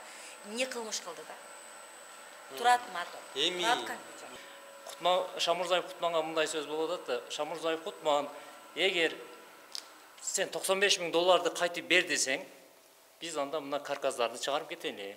Бизге убакыт бер. 2 айда чыгарабызбы, же 1 айда чыгарабызбы? Балдар таап келели, иштетели. Анан мына нефтилерди чыгарып кайра алалы берапа. Бул нефтилерди биз саталы, карказдын темирлерин чыгаралы дагы металломго сатабызбы, же металломго кетпей турган темирлер да булар. Булар кымбат материалдар. Анан ошону саталы да сен акчаны чыгарып берип койгула. Десек ага макул дейт. Ага макул деген мен мына жерде 500 адам жашап атат. Bunun уже максаты башка экен, ошодон эле билинип турат да. Бул жак эмне болсо ошо болсун. Эмне болсо ошо болсун. Ошондой нерселер биз канча жолу айттык. Келишсе келишели да, болбосо бизге темирлер чыгаралы, ага дагы макул болуп атат. Анда биз башташыбыз керек. Эртең мен балдарды чогултуп келем дагы, сварщиктер менен келип кесип 3 айда, 4 айда чыгарабыз, сатабыз, жүктөп барып сатабыз. Акчасын берип коелу. Бул лифт коюлганда түрктөр койгон. Бул коюлган каркас бар анын алдындачы. Биз койгонбуз анычы. Өзүбүз ошол акчага сатып алып келип, өзүбүз иштеп койгонбуз. Лифттен мурда 4 жакта койгонбуз да. Бул жакта 2 лифт, мына жакта 2 лифт. Азыр лифтти алып кет, койгон темирин алып кет десе, биз аны алып кетсек, бул лифттин биринчи бузуш керек болот да. Элдер кайра лифти жок калат да. Эл кыйналат ортодочу. Ага бары бир алып кет дей берет. Акчаны чыгарып бер дейт. Ага акча маанилүү да. Эгер элдер кыйналбасын, лифти ошо договордагыдай бүтүрүп берем деген болсо, бизге андай дебей, буну бүтүрүп бер деп бизге убакыт бериш керек эле. Бизди бул жака кулпу салып, бул жака киргизген дагы жок биздичи. Биз буну жүргүзүп тапшырып өткөзүп бергенге мүмкүнчүлүк берген жок. Мен өзүм бул жакта иштедим, башынан аягына чейинчи. Жүргүзгөн убакта дагы бул электропривод да, бул главный привод. Ушуну кесип коюп, проводдорун алмаштырып коюп, бул жака келген балдарды эми түшүнгөн балдарга мындай жүрбөй турган кылып кой деп биз өзүбүз көргөнбүз келипчи. Жүрбөй калды, бул жүргөн өзүчү. Жүрбөй калды келип көрүп берип кой. Карасак, кадимкидей кол менен эле алмаштырылган проводдорун алмаштырып, жүрбөй турган абалга келтирип койгон, кээ бирки запчасттарды күйгүзүп койгон. Аларды кайра өзүбүз алып келип салып койгонбуз. Мен лично өзүм койгон. Бул жакта мына эски запчасттар турат да, күйгөн башкаларычы, азырга чейин турат. Ошондой иштерди кылып, тоскоолдук кылып, буну жүргүзгөнгө мүмкүнчүлүк дагы бергенбиз да бизгечи. Бул жака кулп койгон кирбесин депчи, жумуш да кыла албасын деп, ошондой жумуштарды аткарган да. Не несет ответственность подрядчик. Эгерде подрядчик не несет ответственность боло турган болсо, анда эмнеге жазык болгондукта Абиев деп бар деген суроо да. Экинчи, подрядчик имеет право приостановить выполнение монтажных и пусконаладочных работ. Бул кайсы келишим болуп атат? Бул экөөнүн ортосунда турган келишим. Компаниясы менен компаниянын ортосундагы курулуш компания. Эмнеге тергөөчү бул эме 26-2019-жылдагы эмеси. Келишим. Андан кийин мынакей ошентип бияз айтып турат да, андан кийин заказчик несет ответственность за сохранность смонтированного оборудования на все время проведения строительных отделочных работ. Эми азыркы учурда могу лифттин деталдарычы бир канча деталдардын баары тең урдалган жок да. А заказчик несет ответственность. Бул заказчиктин моюнда болуп атат. Азыр лифти жүрбөй атканы дагы, азыр арыз өзүнчө жазылган. Лифтинин деталдары урдалган жок. А ким урдап атат анычы? Ал өзүнчө уголовное дело, уруулук мененчи. А биякта договордо жазылып жатат, заказчик менен несет ответственность за сохранность оборудования. А кана анда деген бул ким? Азыр бул иш деген бул дагы жабылат. Бул бир момент. Шамурзаев Кутман өзүнүн распискасы. Мен Шамурзаев Кутман Абдиев Эмил менен келишимдин негизинде 2022-жылдын 14-майга чейин Курманжан Датка көчөсүндө 370 даректеги көп кабаттуу үйдүн лифттерин бүтүрүп беришем деп сүйлөштүк. 2022-16 майга эгерде бүтүрүп берсе, ушул даректеги 11 этаж 45 батирди жана 8 этаж 807 батирди өз эрки менен өткөрүп берем. 16-сында 14 майда иштеп атат. Батирди өткөрүп берелек. Иштегенден кийин кайра батирди өткөрүп бербегендин айласын таап туруп, Шамурзаев не кылып атат? Лифти талкалап салып атат өзү. Андан ары иштебесин деп анткени расписка берди, өткөзүп бериш керек болчу да квартиралардычы. Азыр Абиев деген абсолютно бекер иштеди да. Өз акчасына кылды, квартираны өткөзүп берген жок дагы эле. Квартираны өткөзүп бербей 95 миңге 95 миңге 95 миңдин ичинде деген 2 квартира өткөзүп бериш керек болчу да. Бирок өткөрүп берген жок да. Азыркы учурда эч нерсе өзүнүн чөнтөгүнөн чыккан акчага лифт койду да. Ушул жерге келген учурда өчүрүп койгон да. Лифтин кабинасы да. Жана мен айтпадымбы, лифтин кабинасы. Бул дагы акча да, бул дагычы. Бул бекер келген жок да. Азыр ошондо же акчадан жок, же лифттен жок. Же акчадан жок. Кабина мына $3500 алынган кабина да. Ошо камалып атат. Ошо камалып атат. Биз буну жүргүзгөнгө мүмкүнчүлүк бербей койду. Буну керек болсо жүргүзүп койгондон кийин өчүрүп коюп, ар кайсы детальдарын күйгүзүп, замыкание кылып, наоборот ушул жакшы жүрүп аткан нерсени бузулуп калды дегенге чыгаргысы келип, ушинтип өчүрүп койгон. Биз буну жүргүзөйүн десек, бул жак кылып болуп турган, азыр ачылып калыптыр эмичи. Жабып койгон да, бизди кирбесин депчи. Андан кийин уже алып барып камап салды. Лифтти биз жүргүзүп берейин деп аракет кылып жүргүзүп дагы бергенбиз. Канча жолу оңдоп бердик, детальдарын күйгүзүп койду, алмаштырып койду. Аларды оңдоп бердик, кайра эле өзүбүздүн жаныбызданчы. Аларга эч кандай претензия койбой эле жүргүзүп берип койдук. Анан кийин акыры бир жолу өчүрүп салды, мынантип кийин алып барып $95 миң алып бербей койду деген нерселерди чыгарып эме кылып атат. Эшиктер, лифттин эшиктери.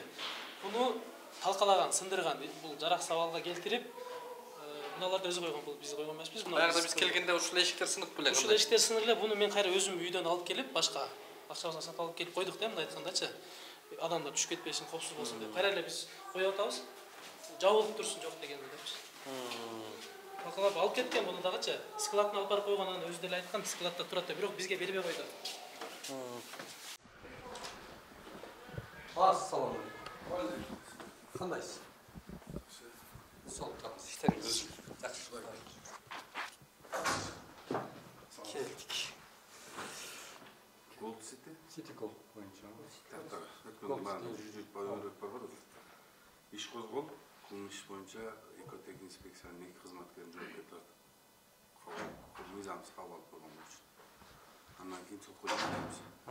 Чыгып турабыз. Соттун бүгүнкү күнү кылмыш соттук карап сотко кеткен. Кабыл алып койгон начальнигин дагы ошол мезгилдеги кабыл алган экотек инспекциянын кызматкерин да жоопкерчиликке тартып, сотко жөнөттүбүз. Силерден чогуу барганда кемчиликтер көрсөткөн.